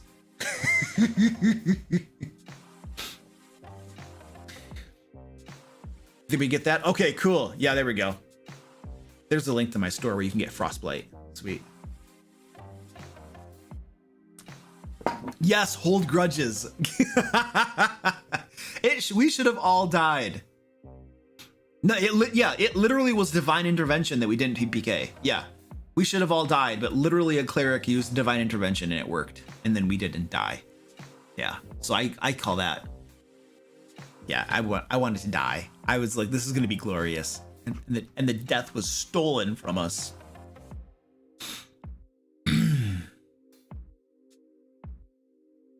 Since the CR system is pretty flawed, what's a good way to choose adequate monsters for encounters? Yeah, the CR system's messed up. And every time they release books like Tasha's, they make more and more powerful character options because, you know, they want people to buy their books. And so the way to get players to buy your books is to put more powerful options in them to make them want to buy them. That is the sales and marketing technique that WotC has chosen to pursue. So the more that those overpowered things get released compared to the core classes and stuff, the players get more and more powerful, which makes the whole CR system get more and more broken. Yes, this is engineered obsolescence that we are looking at right here. So your question is, what do you do? How do you choose monsters for encounters and stuff like that? So there's essentially two steps to it. one, you use the CR system as a baseline. You create your encounters and your adventures around the CR system, around the adventuring day. That's your first step. And then you adjust it based upon your players and their characters and their capabilities. Once you know what your players and characters can do in your game, how weak they might be, depending on how they create their characters and how good they are at tactical combat and stuff, or how powerful they are because they tend to min-max a little bit more. They know the rules and they're really good at tactical combat. So you, based upon your players and how, we'll just say, good they are from a power standpoint, which is different, you know, it's a different way of looking at good players, but I think you get what I mean. And then you adjust it. So, okay, I have a group, my Curse of Strahd group, they're all very, very powerful. Like, they can take on stuff. And so I'll create things that are based on the CR system, and then I make things more difficult. I'll bump it up. So if it says that it's going to be a hard fight, I know that it's going to be an easy fight, and I'll just make it a little bit more. So that is the baseline. That's the way you generally do it. Use the CR system, and then you adjust up or down. You usually don't have to adjust down, but adjust up if needed. Sometimes you just throw things in that are crazy hard or that are way out there, and you see what your players do. And sometimes they run, sometimes they win, sometimes things go south.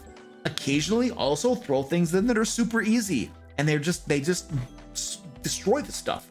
That's perfectly fine as well. Do that sort of thing.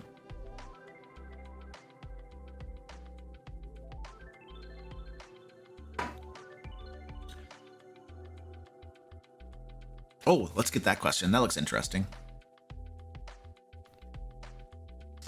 Mr. Gore had a question. Thank you, sir. Appreciate. Ooh, it looks like you've been a member for a year. Thank you, sir. I appreciate that. Everyone's talking about the spell Silvery Barb from Fizzbands. What's your take? Well, I have read that spell because I've been reading through Fizzbands. Let's go over to D&D Beyond and take a look at this spell and see what we got. So the spell is Silvery Barb. I failed my investigation check. Of course I did.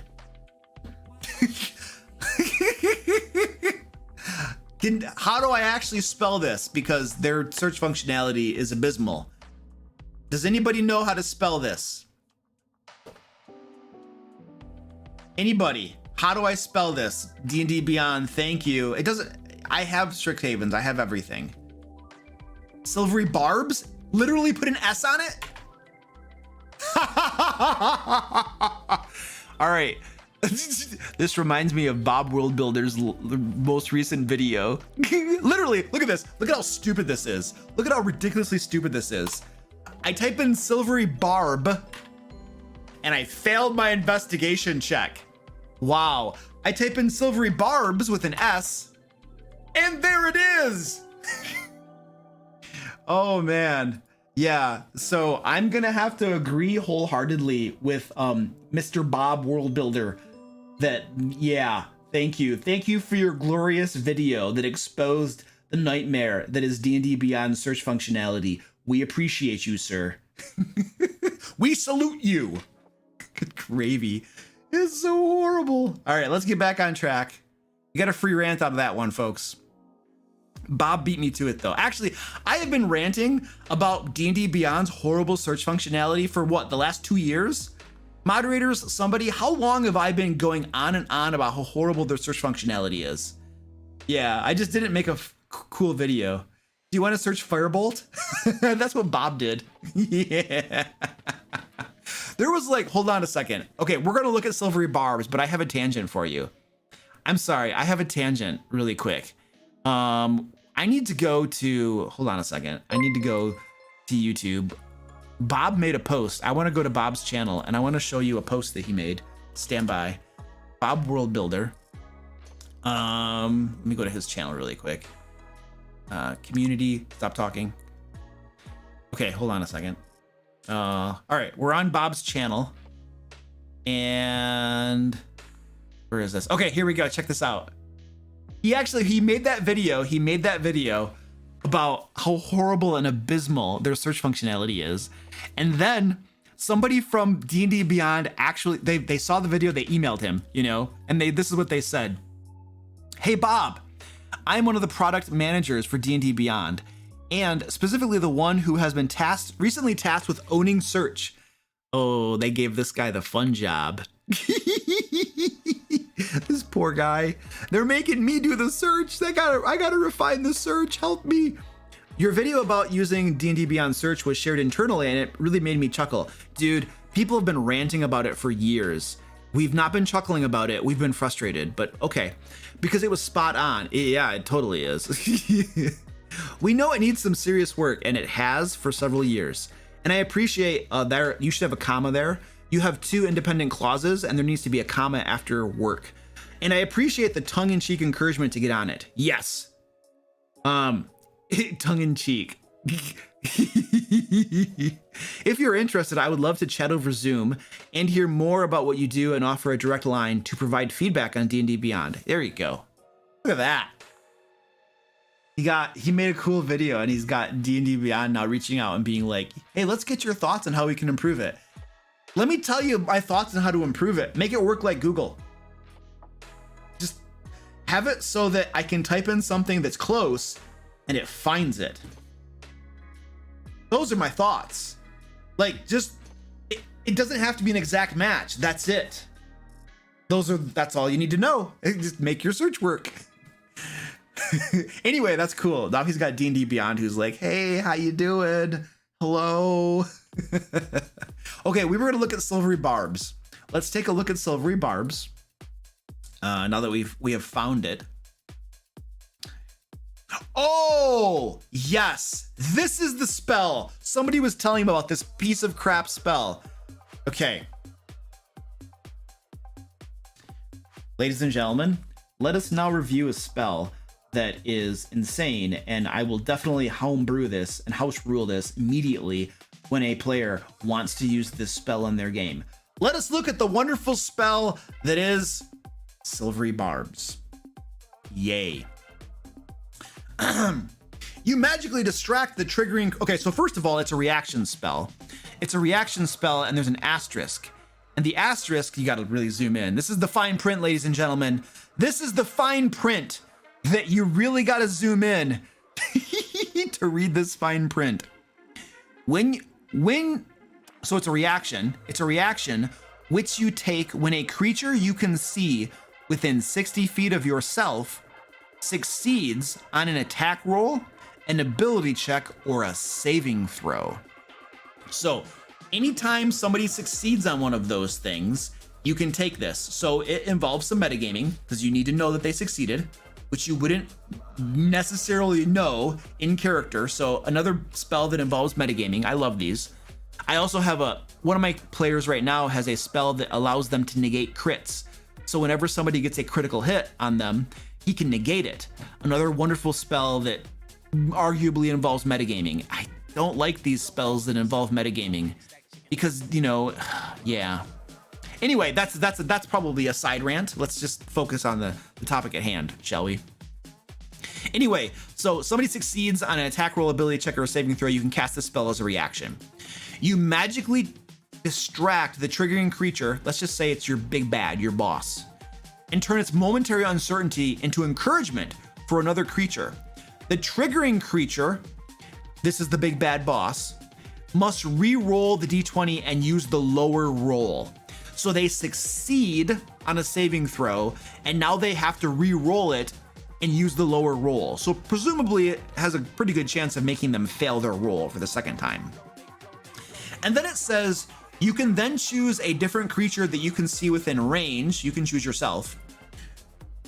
They have to put that in there. They have to put that in there because if they don't put this little clause in there, you can choose yourself. This is what happens. Jeremy Crawford gets tweets from people who are saying, hey, Jeremy, with regard to Silvery Barbs, it says that you can choose a creature you can see within range. Well, am I allowed to choose myself? And then he responds back, you are a creature within range and you can see yourself. Yes. And so now they put this little clause in here. You can choose yourself because otherwise they get tweets. Hey, can you clarify this? Anyway, Anyway, the chosen creature has advantage on the next attack roll, ability check, or saving throw it makes within 1 minute. A creature can be empowered by only one use of the spell at a time. So this is not the problem, and this is not what's causing people to talk about this. It is this part right here combined with the trigger, because the way this goes and the what's been placed forth and the critique or the discussion, my understanding is that folks are saying, hey, this basically can negate the use of a legendary resistance. So by the wording of this, you could have a boss who fails a saving throw, and then they use their legendary resistance to choose to succeed.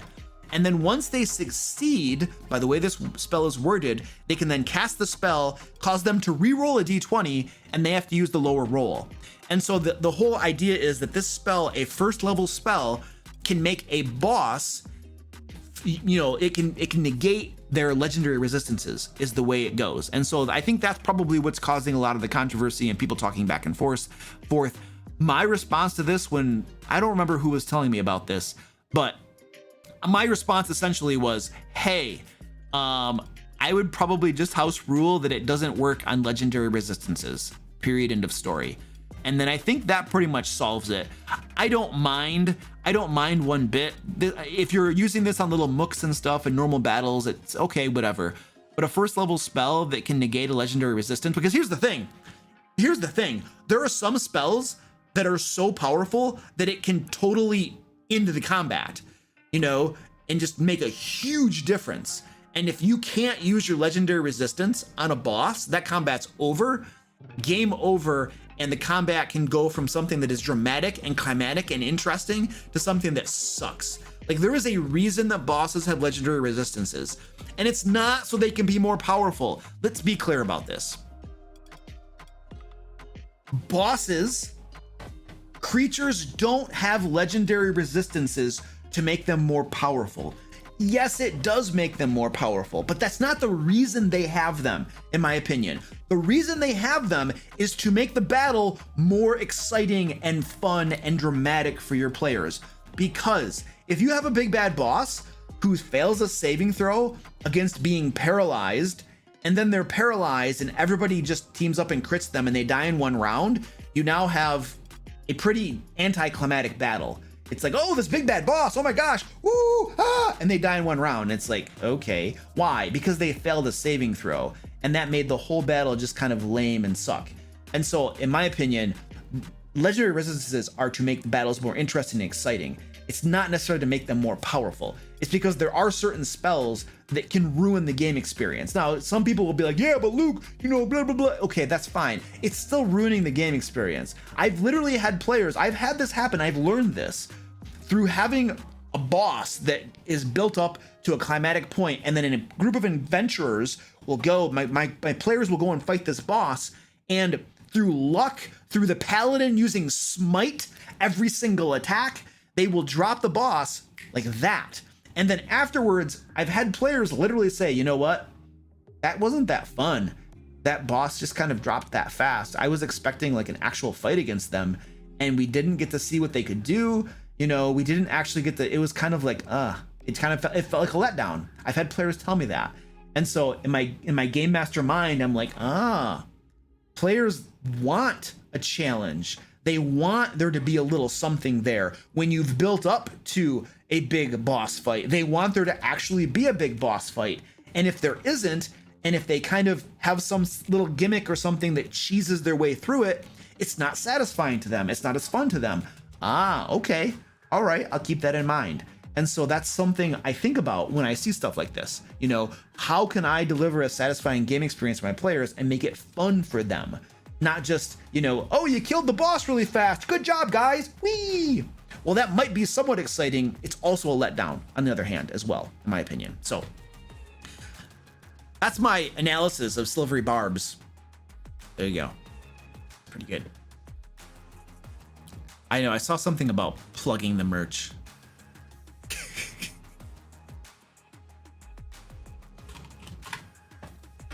Did that get the timestamp in the spreadsheet? I don't see a timestamp for that. Oh, yep, I do. Okay, cool. All right, sweet.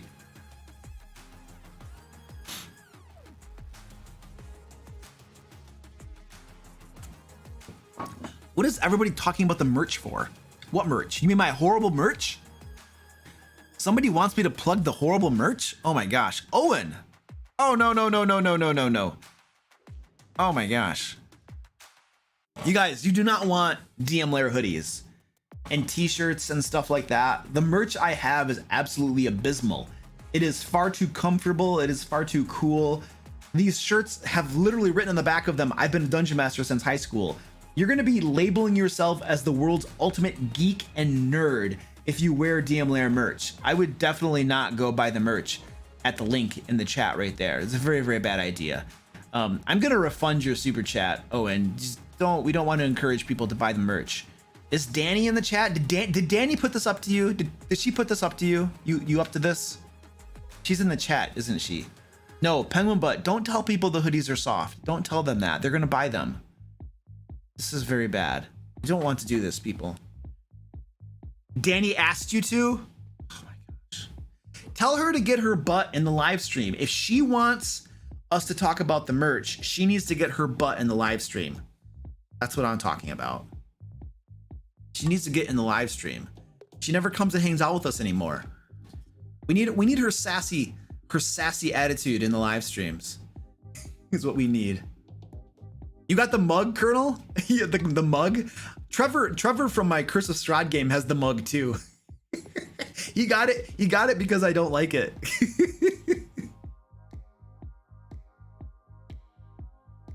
Unsharpened pencils. I don't sell unsharpened pencils as merch. What are you talking about, Tony? Oh, she was here before? Oh, okay, cool, Ed. Nice. So she kind of was here. All right, that's fair. That's fair. That's fair.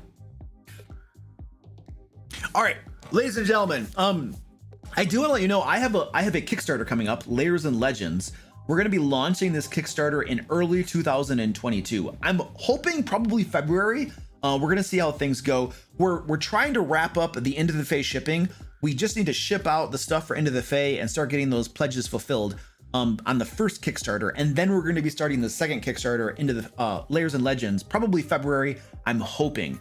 So just want to let you know about that. And I'm going to play a sleazy plug video here too. That's going to give you more information about the Kickstarter. And then we're going to do a cat strike. Cat strike. For the uninitiated, the cat strike is when I give my cats this right here. This is 100% pure cat crack, also known as catnip. Don't report me to YouTube. It's catnip, folks. We're gonna do a cat strike here.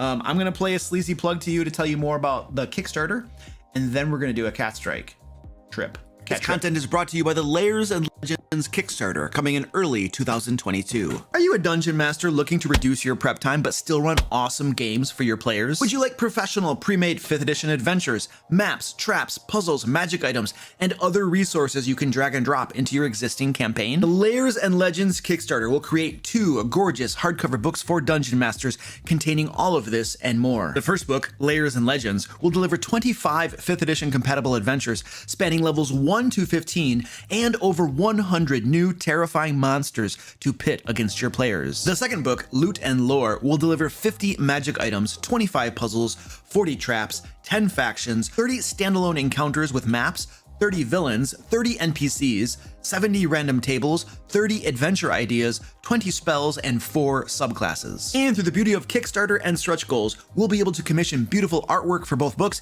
and add even more content. Furthermore, in addition to the hardcovers, you can also get both books in PDF format and a digital map pack containing all the maps from both books. And if you'd like to pick up a hardcover copy of our last Kickstarter, Into the Fae, it will be available as an add-on to Layers and Legends. Click the link below to join the Layers and Legends email list and get notified when it goes live in early 2022. All right, cool. Now I'm going to, whoops, that's the wrong camera. Coffee cam. There we go. All right. We're going to put the special sauce on. We have the happy carrot and then the banana. It's like a sad banana. This banana has seen better days. I need to get a new banana. We're gonna apply some of this stuff to the happy carrot. Just rub that in there. The happy carrot is gonna get chewed on and bunny kicked. It's gonna get bunny kicked. I have cats that are swarming. We're gonna go change to the cat cam. All right, here we go. Woo-hoo! Here we are. And then we're gonna get the banana. Put some of this on the banana as well. This was like super expensive catnip. And I think it was expensive because the container says cat crack. They're like, people are gonna want to buy this just because it says this. And that's literally why I bought it. All right, there's some more. All right.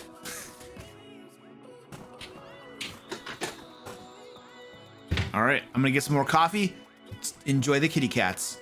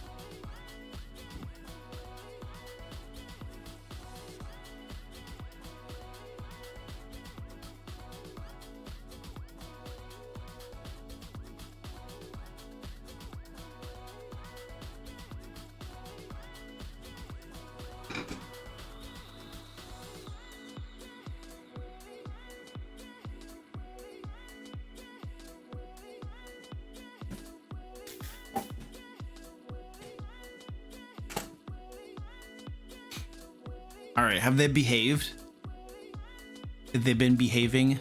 Sometimes they attack each other when they're using all the catnip going on.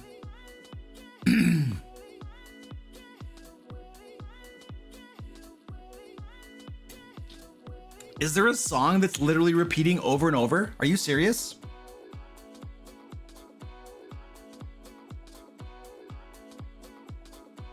I don't have one single song on repeat, do I? Or are you exaggerating?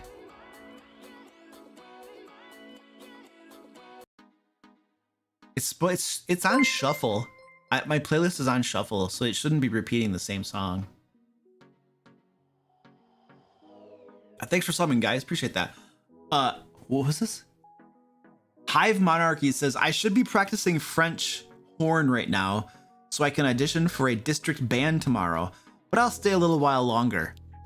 Hive Monarchy, we support your decision to shirk your responsibilities and hang out with us in the live stream and watch the kitty cats. I am encouraging irresponsibility. Oh, the song itself is repetitive? Oh, okay, I gotcha. DM Miller, what's up, dude? How you doing, buddy?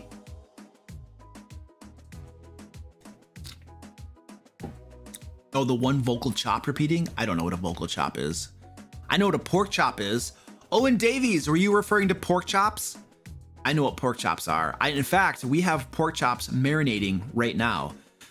The day before yesterday, my wife put a whole bunch of chicken and pork chops into marinade.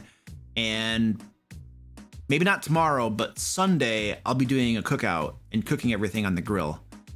We do like a grill cookout like every week pretty much. And get a whole bunch of meat that we eat throughout the meet. So, yeah. So, Thank you, Owen, for bringing up the topic of pork chops. We appreciate that. Always appreciate talking about pork chops around here. Delicious. Delicious. Oh, Owen! Owen is a moderator. I should give you a wrench. That's right. You are one of our most recent moderators. How do I give you a wrench? It's not working. Okay, hold on a second. Let me go into here. See if I can find Owen to give you a wait, is it Colonel? Colonel, you're one of our moderators too now, aren't you? Other moderators, can you confirm? The Colonel is our other dude, right? Is that right? Am I mistaken or am I okay? I don't remember. The Colonel? Okay, cool. All right, I'm gonna see if I can fix this. Add moderator. Okay, I just did the Colonel. Owen, okay, I found you, Owen. And okay, Owen, you should be hooked up now too. Cool. Owen, are you good? Are you good, dude? There goes Squeaky. He just freaked out. Yes, there we go. Owen gets the wrench. Wrenches! Who else wants a wrench? You're not getting one. Luke, me! No, I'm heartless. Nobody gets wrenches. Just those two.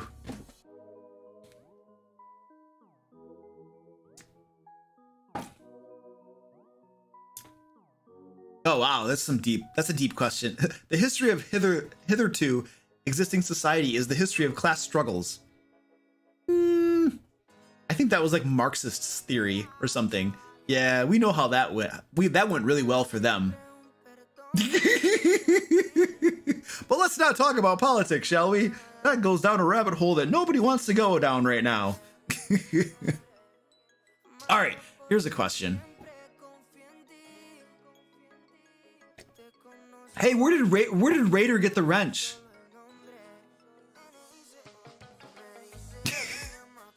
He just stole a wrench. Waffles Son, what's up, dude? I love that name, Waffles. Pork chops and waffles. That sounds like something I'd eat down south. Like literally in the same plate. Pork chops and waffles. Just boom, there you go. Waffles and chicken or something with gravy over top of it all. Sausage gravy over. Oh, jeez, dude. Sounds so good, man. Okay. Let's see. Member question. Thank you, sir. Appreciate the question. When you are developing plot hooks in a town, how do you start to make it engaging for the players at the table? I'm thinking non-backstory related. There are various things you want to bake into a plot hook to make it appeal to your players. Essentially, any given plot hook, assuming you have a party of good players, a good aligned party, almost every plot hook that I create will have two elements in it. One element of a plot hook is, there is X bad thing going on in the world. Please help us stop X bad thing. That will appeal to their desire to do good in the world. The other thing that I will put in a plot hook is money, monetary reward. Please help us stop X bad thing that's going on in the world, because it'll, do good for people, and we will give you Y reward as well. And so you're also appealing to the fact that, hey, we like to get loot, we like to get things, and so you appeal to a couple different things to them. Now, you said non-backstory related. If you're not appealing to backstories and all that kind of stuff, you got a couple things right there to work with. Now, the other thing, obviously, that you can put into it as well is try to make it interesting. Try to make it interesting and creative and not just kind of sound kind of bland and lame. Get their attention with it. I'm not going to come up with examples right now, but that's another part of it as well. And if you can have plot hooks be based upon things that they've previously learned about over the course of their adventures, that will make it more interesting as well. You're like, okay, we heard about that city that had these problems going on, and now there's a plot hook. Somebody's asking us to go help work on something. Oh, we've heard about that before. If you tie into something they've learned about previously, that will make it more interesting as well, I feel. So there's a few different things you can work on with plot hooks that'll help you move that way. Make them more likely that your players are going to bite on them, I suppose.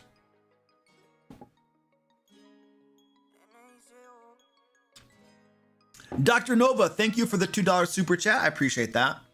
They say, agree that the best fights are the ones where we nearly die. Oh, absolutely. I love the fights the best fights I've always had in my games are definitely the ones where the players' characters are like nearly dying and the tide of battle shifts back and forth, where the characters are doing well and then they're not, and the bad guy's doing well and then they're not, and it shifts back and forth, and then they just barely win.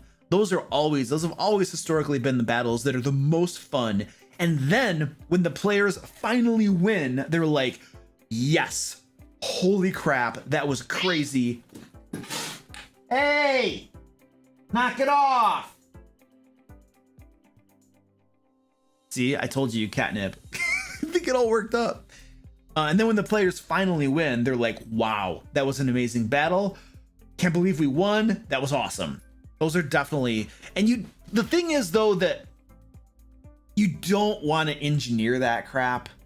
Like, there is a theory out there of dungeon masters just giving monsters and bosses thematically appropriate hit points and engineering everything so that what I just described happens. And at that point, it's not a game, and the dungeon master is curating the whole experience so heavily.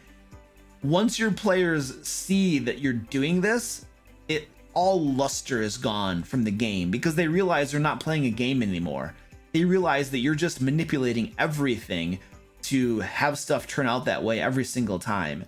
And they realize that their choices don't matter. The actions they take don't really matter. They could roll horribly and do poorly in that battle, and it's still going to be a victory that they just barely get, because you're changing everything and you're manipulating things so that that outcome happens.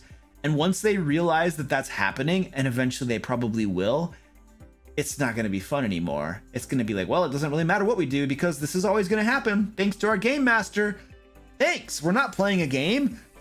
We're just telling a collaborative story together, or he's telling the story. So yeah, that you want to be careful not to engineer that, is my point, because that can easily ruin your game. If you're actually running a D&D game and you're not running a D&D show, you don't want to do that. If you're running a D&D show with lots of viewers and the purpose is entertaining the audience, then knock yourself out, because that's a different beast altogether. So thank you for the super chat, dude. Appreciate that.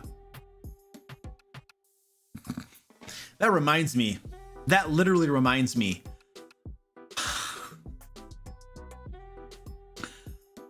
Let's just do a little public service announcement here, shall we?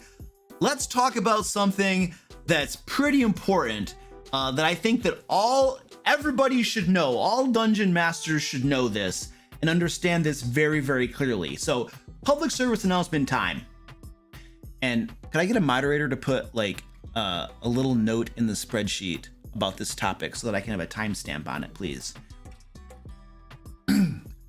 Somebody recently told me that in a very popular D&D show that lots of people watch, the dungeon master has made the decision that one of the players' characters died, I believe, and they have a new character.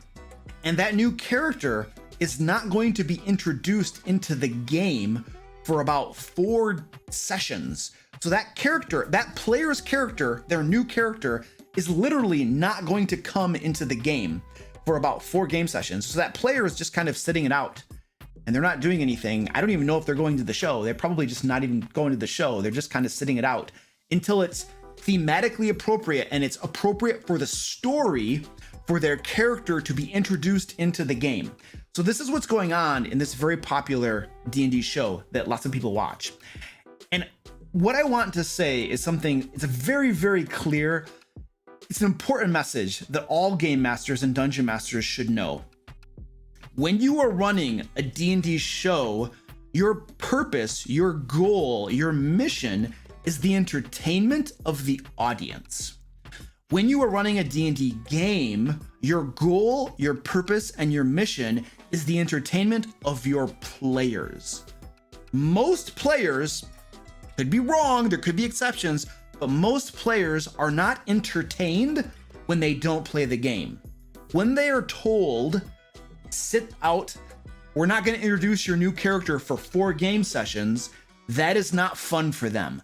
They do not enjoy that. They might enjoy the story that's being told. They might enjoy the plot and the theme and everything that's happening. But when they don't get to play the game, they're probably not going to have fun, because most players, in my experience, come to the D&D game table to play the game. That is their primary drive. They don't want to sit there and chill and listen to the dungeon master and the other players tell a cool story. That's not their goal. They want to play the game.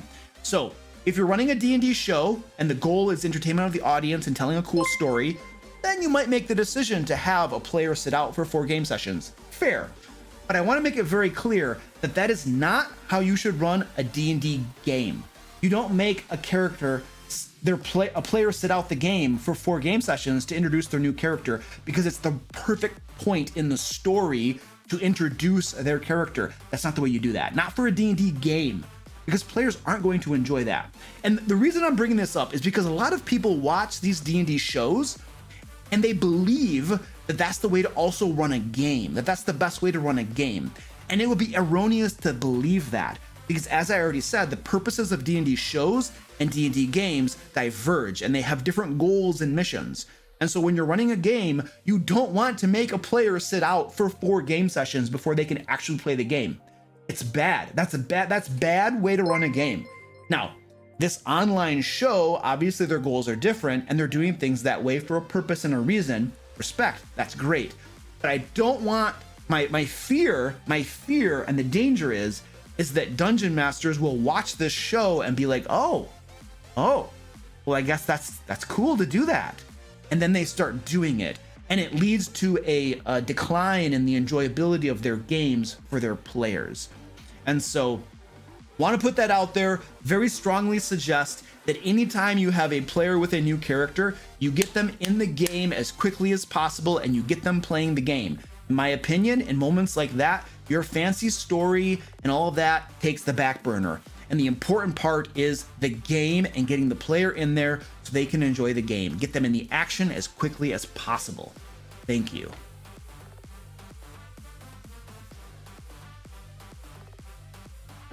All right, cool. I'm gonna make a little note here. Thank you, moderators.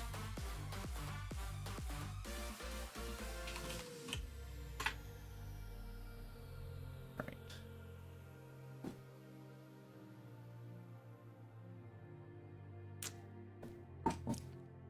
Performative D&D is not what you should expect at your table.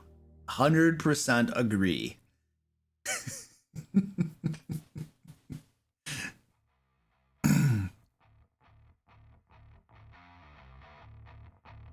Yeah, Ambers, that's exactly right.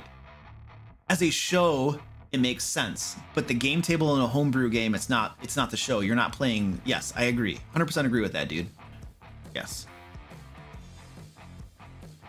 Mr. Waffleson. Dude, I love that name. Waffles Waffleson. It's just so cool. Makes me hungry.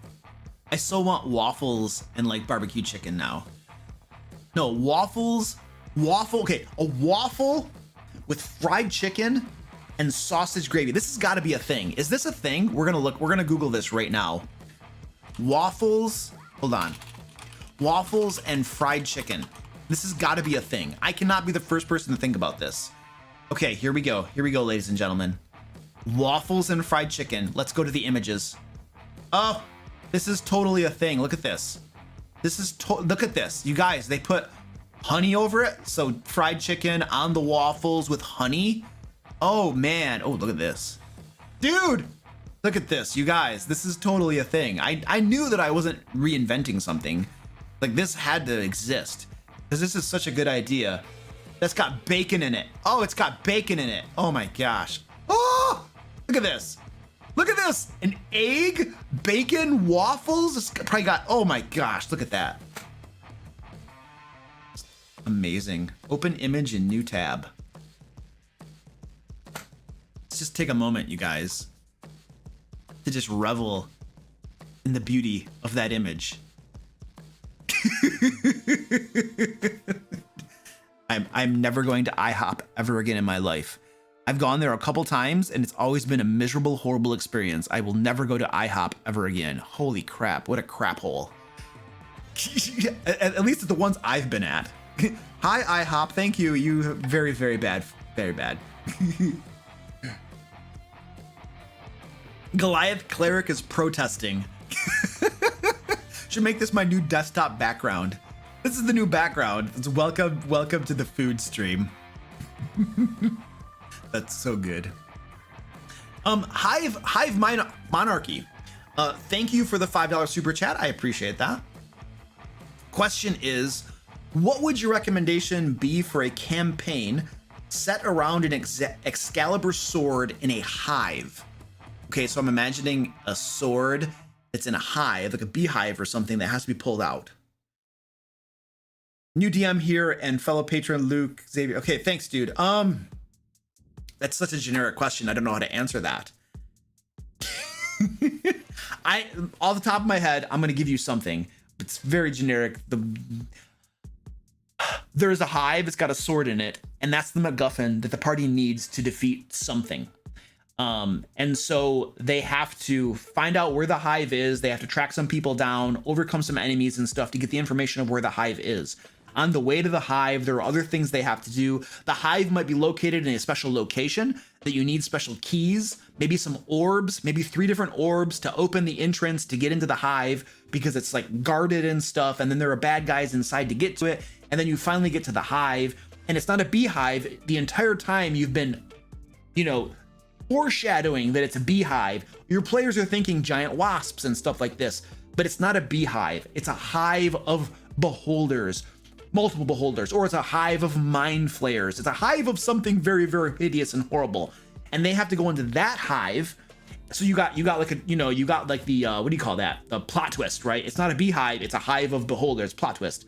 And then they finally get the sword, and that allows them to go do X, Y, and Z. So just some really quick thoughts off the top of my head of what you might do for that. So hope that helps. Ooh, having a fine Pilsner. Ooh, my wife and I went out to eat before the stream, and I had a very delicious, M43 is the name of it. Let me find it. We got to have a picture of M43. Hold on, I'll show you what this looks like. M43. Images. There we go. Open image in new tab. I'm going to show you what this is like one of my favorite beverages. Oh, there we go. Right there. M43. They make this at a brewery that's about probably 30 minutes from my house. And it's got like hints of pineapple in it. Oh my gosh, it's so good. It's nice and hoppy. I love hoppy beers. It's got nice hops, pineapple flavor. It's an amazing. I love this thing. This is one of my favorite beers. So I had one of these. And it was expensive too. Beer are always expensive at a restaurant. So yeah, it was very, very good. I like IPAs too. In part because they taste good. Also in part because my wife does not like them, which means more for me. I'm evil like that. Dude, but you don't, the pineapple isn't like, is it pineapple? No. It's not pineapple. I'm sorry. It's not pineapple. It's, it looks like an orange, only it's way bigger. Grapefruit, not pineapple. It's got grapefruit in it. It's got a hint of grapefruit. So this like tart, like little tart, bitter flavor, but tart, it's very, very nice. Very, very nice. It's not pineapple. Sorry. That's the wrong fruit. Wrong fruit, ladies and gentlemen. Yeah, I used to drink beer with no flavor too. Like I loved light beer that had no flavor to it. But I've gradually shifted to like the hoppier stuff. It's got flavor and body and crap to it. I don't know. So. All right, let's look at some questions here.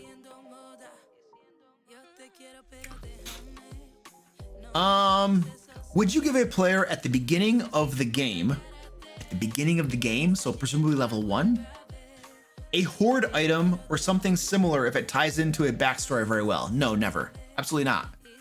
I'm not going to give a level 1 player a powerful magic item. It is not happening. I don't care if it ties into their backstory. I don't care. Set that precedent. You set that precedent once. And every single player, I'm exaggerating obviously, every single player in your game is gonna be like, hey, I made a backstory and it involves a powerful magic item. Could I have that magic item at level 1, Mr. Dungeon Master, sir?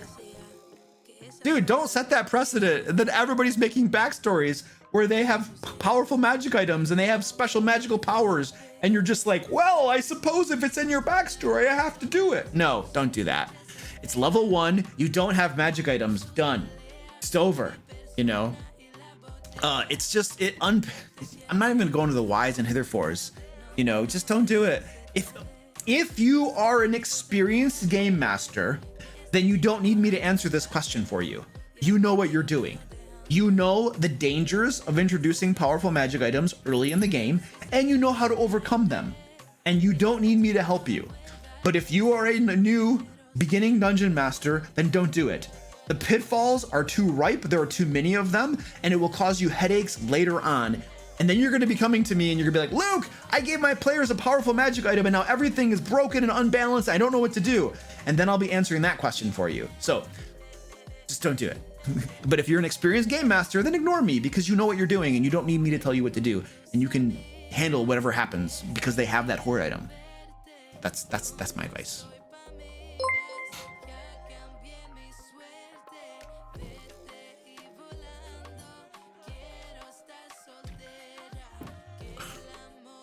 Don't give players a deck of many things unless you want to toss in a heck of a curveball. Oh, dude, deck of many things have a well-deserved reputation as a campaign ending magic item.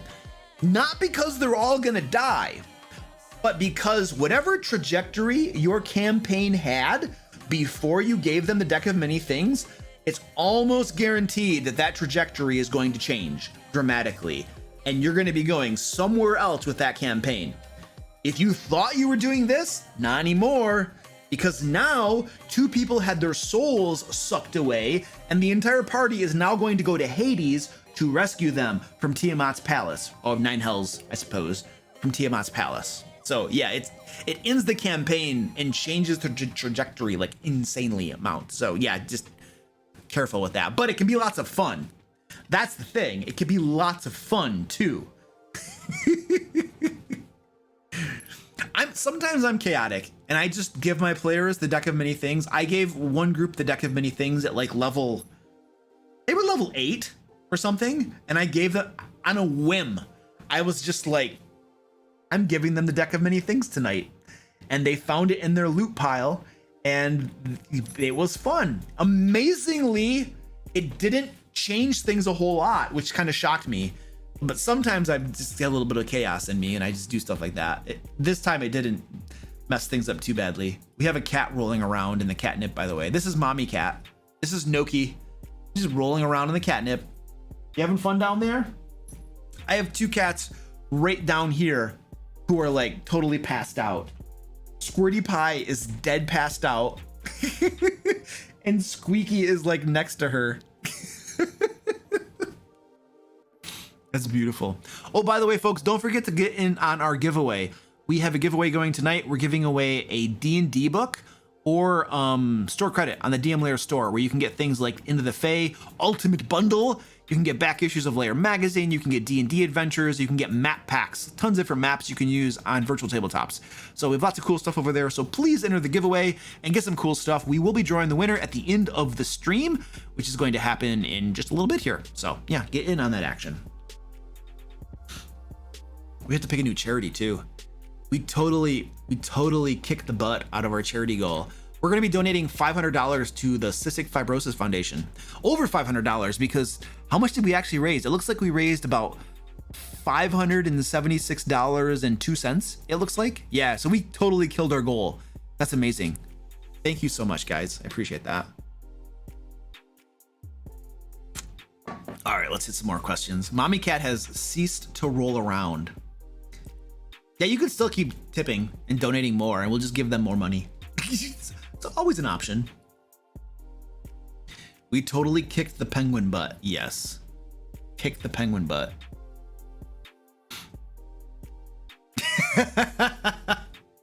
The best question of the night. If it's so hard to kill the characters, why don't you throw the Pengu at them? That's a very good point. You might. Someday. That thing's crazy. Some of my players don't write anything in their bios.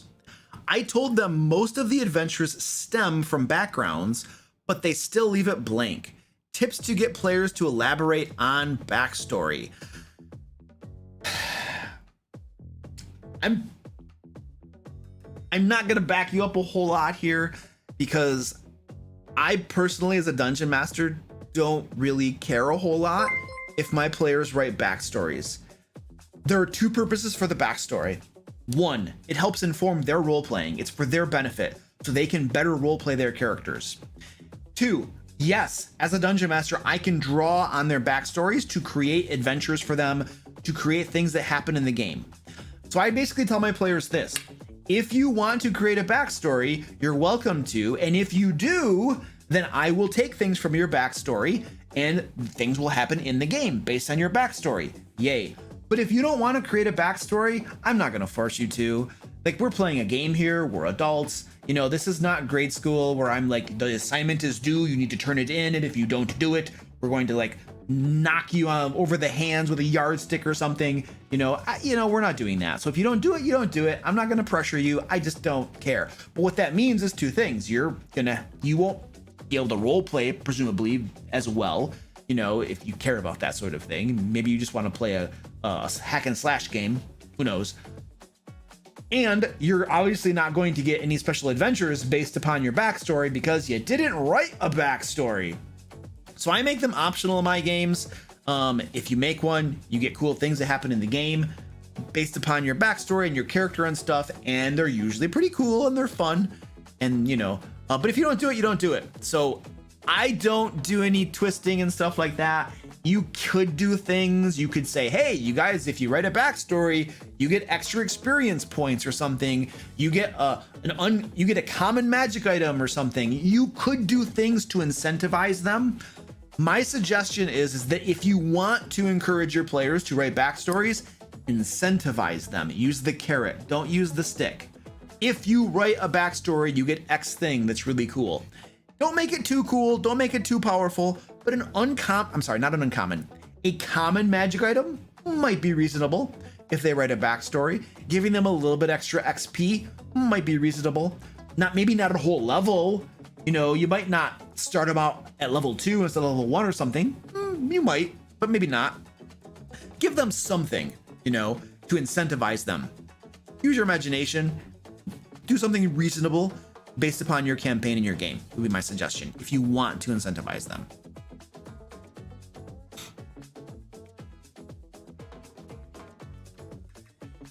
Oh, you're very welcome, Hive Monarchy. Happy to help, dude.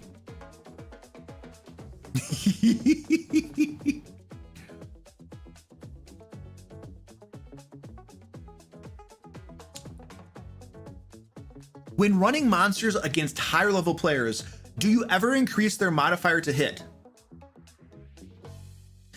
Or is that something you tend to avoid doing? It is definitely something that I consider when I am constructing encounters. Almost always, I think of having groups of enemies, say 4 enemies or 5 enemies, for reasons that I'm not going to go into right now. But the thing is that when you take a group of enemies and you calculate challenge rating and stuff like that, you're usually using enemies whose CR is significantly lower than the party's level. And what that means is that their to hit modifier is usually pretty low. And my players, at least, tend to have pretty high armor classes. They all want their armor classes really high. I don't know. Maybe I have a reputation of having challenging games, and it's really good idea to have a high armor class. But for whatever reason, if I'm constructing that encounter with those 5 enemies and their to hit rating is like a +5, they're gonna really have a hard time doing anything against the players. they won't be able to do much damage or hit them at all, which is maybe going to make the battle less interesting. But if they just have a +7 to their to hit modifier, well, that makes a big difference. The difference between a +5 and a +7 is in a game like D&D 5th edition that has bounded accuracy, that makes a pretty big difference. And so yes, I definitely consider that, and sometimes I give it a little boost. Not always, but it's something I definitely consider and think about.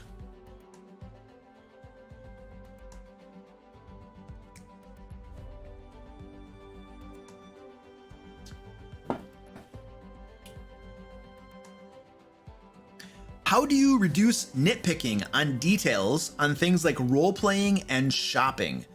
Do you just go, what are you looking for? Okay, it's this much, or you just allow less roleplay or the like? Shopping is interesting.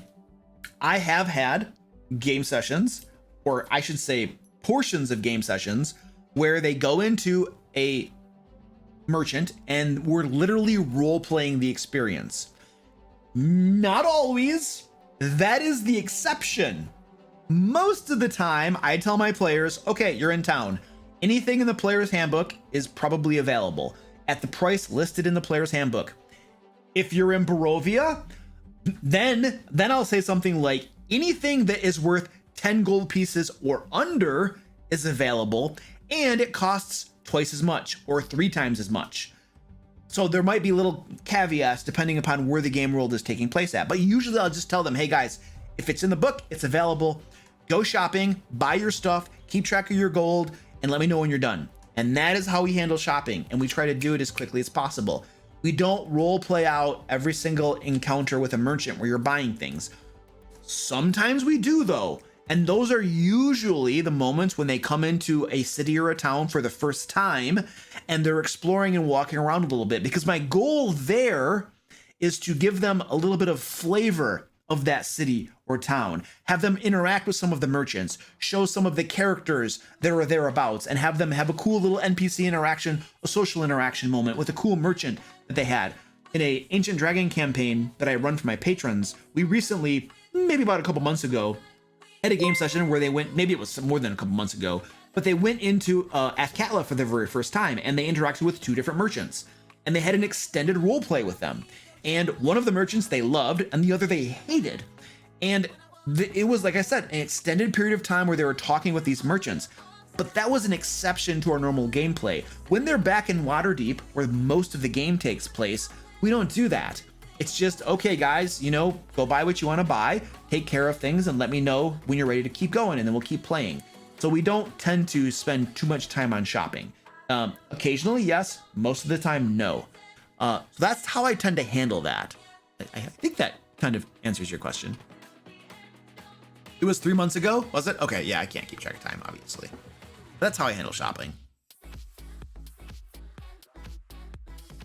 Unless you have, here's the thing.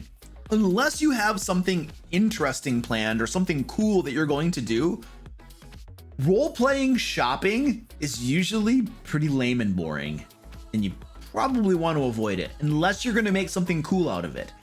And when they went into Athkatla, I was intentionally making something cool out of the moment and making it into a fun role-playing experience for them, where they could have a social interaction with those merchants. I had a goal in mind. There was something I was striving for. There was an objective. It wasn't just, here, let's have a very tedious shopping game session where we have to talk with all the merchants and haggle and negotiate the prices for no particular reason, just because we're role-playing it. Yeah, don't needlessly have role-playing moments like that where you force them to role-play out things that aren't terribly interesting. For the most part, your D&D players signed up to play D&D. For most people in many groups, D&D has to do with adventurers who have special abilities like weapons, skills, and spells, and they go out into the game world and they go on adventures and they overcome bad guys. They have combats, maybe. They do lots of cool, amazing, heroic things. For many people, that's the game experience they're looking for. They don't necessarily sign up to go on extended shopping sessions. That's not what they're necessarily looking for. Now, your mileage may vary. Your group might love that sort of thing, and then yay, you know what they want, and you can deliver that to them. But most folks don't, and so I tend to emphasize the parts of the game that appeal to me and appeal to my players, you know, and so you can adjust that as go. But probably extended shopping sessions are not going to be the most interesting thing and the best use of your game time. Might be, depends on your group and your interests and your players' interests, but probably I would guess that for 80% of players, that's probably not what floats their boat, would be my guess.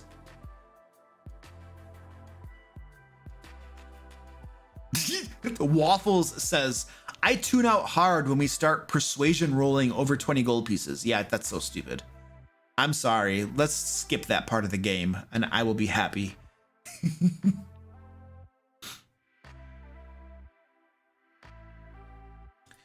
When a game is billed as being highly lethal, such as Tome of Annihilation, but it's so hard to kill in D&D that the lethality of the encounters turns out fairly low, do you modify it or run as written? Modify the crap out of it. Absolutely. Modify it. That might be an opportunity to use that idea of permanent death failures and death saving throws not resetting until you take a long rest. I would definitely modify that crap. You can't, listen, in D&D 5th edition, it is impossible to run a lethal game where like you actually have a chance of really dying unless you modify things. Like the game is not set up that way. No matter how much they say, oh, it's what was the name of that one module that happens in Icewind Dale? What was the name of that? What's the name of the Icewind Dale module they released not too long ago? I can't remember the name of that module, and I don't know where it is on my shelves. Somebody help me. What's the name of that module? Please help me. Icewind Dale. It's the Icewind Dale module. Rime of the Frost Maiden. Thank you. You can't release Rime of the Frost Maiden like, oh, it could be lethal. Woo! And then Tome of Annihilation. It could be lethal. Woo! Curse of Strahd. Woo! You can't. Those modules don't work in D&D 5th edition because the rules kind of don't let you. The rules are stacked in favor of the player's characters not dying permanently ever, and then always just getting back on their feet, always being resurrected and keeping on going. So if you want to run a game that is lethal, that has any chance of death and failure, you must needs modify something, because D&D 5th edition game system is not designed to run that game. It is literally, crap you not, it is literally designed to run the opposite game. The 5th edition is literally designed that characters don't die. And when they do die, it's not permanent, and they usually can just come back without any problems whatsoever. That's literally the way the game was designed. It's intentional. And it has to do with the trend in gaming that started back with something called the Hickman Manifesto. And it has been a trend in tabletop gaming since then, where the game has become less and less lethal, and characters keep on living longer and longer. And so it's designed that way. So if you want a lethal game, you must needs change something. I have a video coming out in a couple weeks that talks about the Hickman Manifesto and stuff like that. So we'll go into detail in that video. But be aware that it is intentional game design that happens and makes the game that way. It's very, very intentional for reasons I disagree with and I think make the game less fun. Let's save that for that video. I think I'm officially out of coffee, folks. Coffee is gone. This is why I have a coffee camera. Did anybody warn me about the coffee? That's not the coffee cam. Look at this. Look at this. Did I get any warnings? Did anybody warn me? This is why I have a coffee cam, you guys, so that you guys can warn me when I get low on coffee.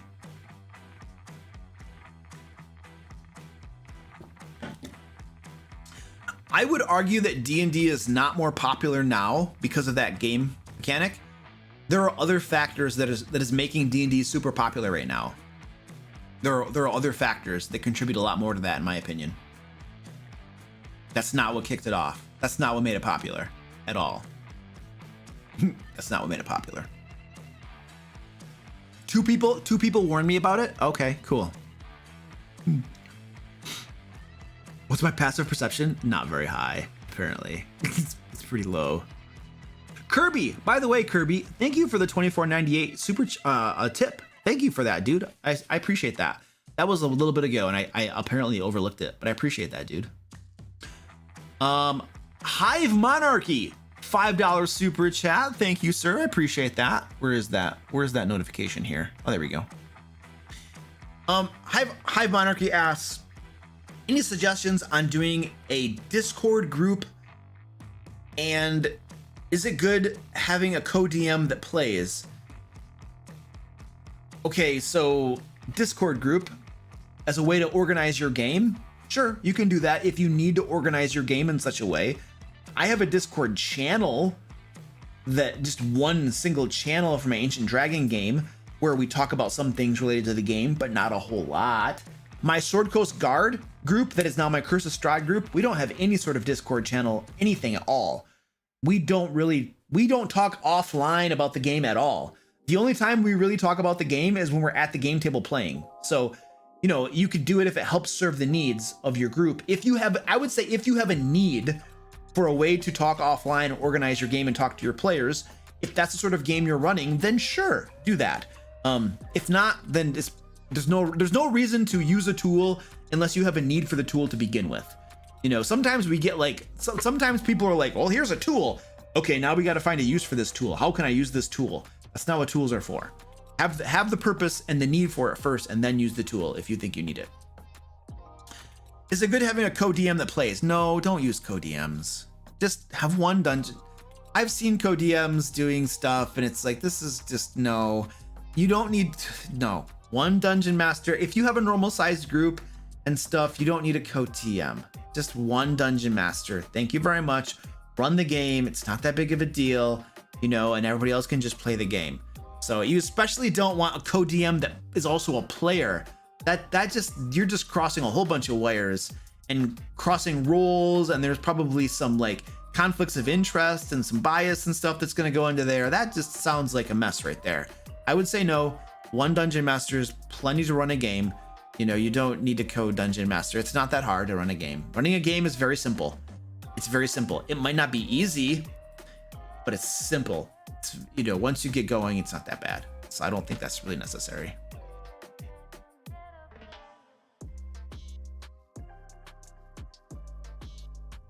I keep going to drink their coffee and there's no coffee in there. I'm smart. How do I prevent a single player plays a druid from swapping prepared spells while in combat and throughout the day? Seems kind of metagamey and cheating. And no. It doesn't seem like cheating, in my opinion. Like, it is cheating. Well, you know, it seems like, no, you're cheating. They're cheating. They're absolutely 100% cheating. So the question is, how do you stop them? Jeez, dude. I'm not babysitting my players. I'm not gonna do it. It's ridiculous. You know, we're grown adults, we're playing a game, and you're literally swapping out your spells over the course of the adventure because it's cheating. It's against the rules. You're not allowed to do it, and you're doing it anyway because you just want to. Whatever the motivations and reasons are, I don't care.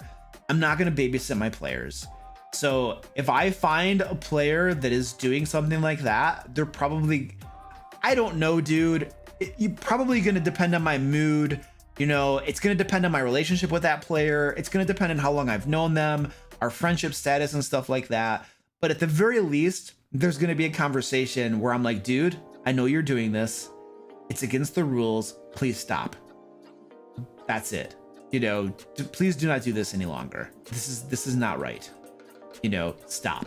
So at the very least, that's going to happen. Now, after that, things really depend. It really depends on how much that is a game stopper for me and my players too, because my other players are affected by this. If they know he is doing that and cheating, many players are not going to like that. And so that's going to involve a decision there too. I caught a player cheating 4 months ago or something. And that was a component into their being removed from the game. I will say that there were several factors. There were other things going on, and then the cheating was basically the hair that broke the camel's back. And it was like, okay, we got this going on, and now you're also cheating. Okay, this is probably time for you to leave our group. So I have asked players to leave the game before when they were cheating. I've asked a different player who was a notorious power gamer to leave the game. They were also cheating at times too. We're all very certain that that player was cheating at times as well.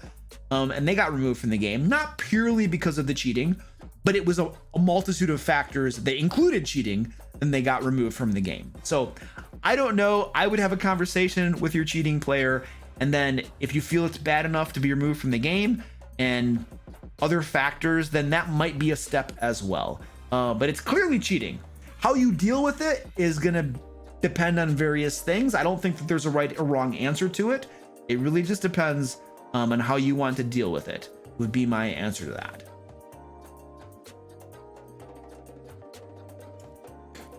All right, what is this? Owen Davies. Why does it say, did you just become an adult dragon? Or it just says 5 months. I don't even know what that is. What is he doing? Oh, whoa, my moderators just took that out of the sheet now too. Moderators, what's going on? His comment was in the sheet and then it came out of the sheet. What happened? What is going on? Bye, Chris. Have a good night, dude.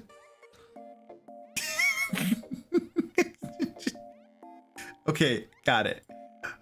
Okay, Owen says, haha, none super chat, kind of anyways. One merch plug before we go. Buy DM Lair merch at the link below. Danny will love you. Thank you. Hoodies, t-shirts, and more. Eee! The sheet's acting up? Okay, that's fair. How would you handle the party splitting when it comes to in-game legal issues? You know, I don't mind the party splitting up from time to time. I don't impede them from doing so. I encourage my players to stick together for 2 reasons. 1, we run a group game and I want us all to be playing together.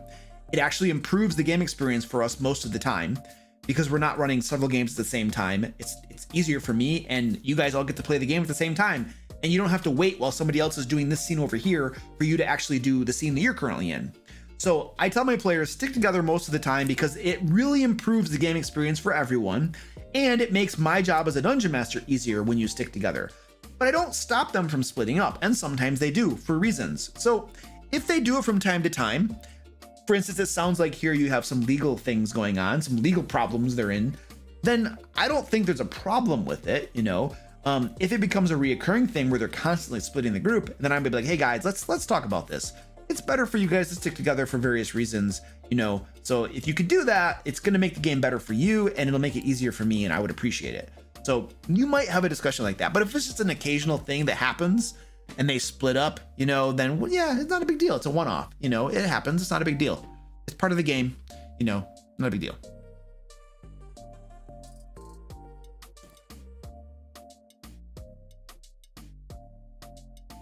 There's a bunch of merch links there getting spammed in chat. Well done, folks. All right, you guys ready to do the giveaway? We're gonna draw the winner to the giveaway. If you have not signed up for the giveaway yet, please do so now. There should be a link in the chat where you can sign up for the giveaway. You can win a D&D book of your choice, or you can get back issue. You can get store credit on the DM Lair store, where you can get back issues of Lair magazine. You can get the Into the Thay Ultimate Bundle, map packs, D&D adventures, lots of cool stuff over on the DM Lair store. So get into the giveaway. I'm going to draw the winner in just a couple minutes here. So if you haven't signed up yet, please do so. And we'll get you some cool stuff. I'm going to pull that screen up right now to get ready for the giveaway. I gotta find my proper thing. Here we go. And then we go over there to the giveaway screen. All right, here we go. We are on the giveaway screen. Eee. It's empty coffee cup. It's so empty. Ooh, burrowing monsters. Yeah, burrowing monsters are cool. I love using a burrowing monster that like burrows up, attacks, and then burrows down. and then they're like, where'd it go? And then it comes somewhere else, and then it gets another player or something. Yeah, burrowing like ink kegs, very, very cool. What's the other one? The Umber Hulks, very cool. I love. Hey, Danny, what's up? Hello, Danny has come back. Danny, we have plugged the merch multiple times tonight. Multiple times. So I feel you owe me something. Yeah. All right, we're gonna do the giveaway winner. We're gonna draw the winner now. I've given folks enough time to sign up if they have not signed up already. And now we're drawing the winner. One. Sound effects are important, this sort of thing. All right, cool. Let me verify that this person. Okay. Yep, this is gonna be an invalid entry. Invalidate, yes. I do not appreciate profanity. Thank you. You have been invalidated. Who signs up for a giveaway with profanity? All right, let's try it again. Here we go. We're drawing another one. This one looks a little bit better. Nice. Let's just verify that this is legitimate. We are there. We're there. Okay, this looks pretty good. All right. Natalie C. Natalie, I'm not gonna say your last name for privacy purposes, but Natalie C. You have won. Congratulations. I have your email. I will be emailing you. I don't know if you're still in the stream or not, but if you are, hi, you won. If not, don't worry, you'll get an email from me. And then you can tell me, you know, what book you want, or if you want like store credit on the dmlair.com. So, or on my store, I should say. So, whee! Congratulations, Natalie. All right, ladies and gentlemen, I think we're done. Oh yeah, Natalie is here. Hey, Natalie, what's up? How you doing? Thanks for hanging out with us. I'm gonna be emailing you, maybe tonight, maybe tomorrow morning or something like that. But I'll be getting a hold of you. Congratulations. All right, ladies and gentlemen, we are done here. Thank you for hanging out with me. I think next week we're gonna be on. I think Wednesday will be next week's stream. I'm gonna switch it up a little bit. So we're gonna see you all later. I'm going to bed now. Have a wonderful evening. Thanks for hanging out. This has been great. Yay. Woo. Bye. Bye now. Bye.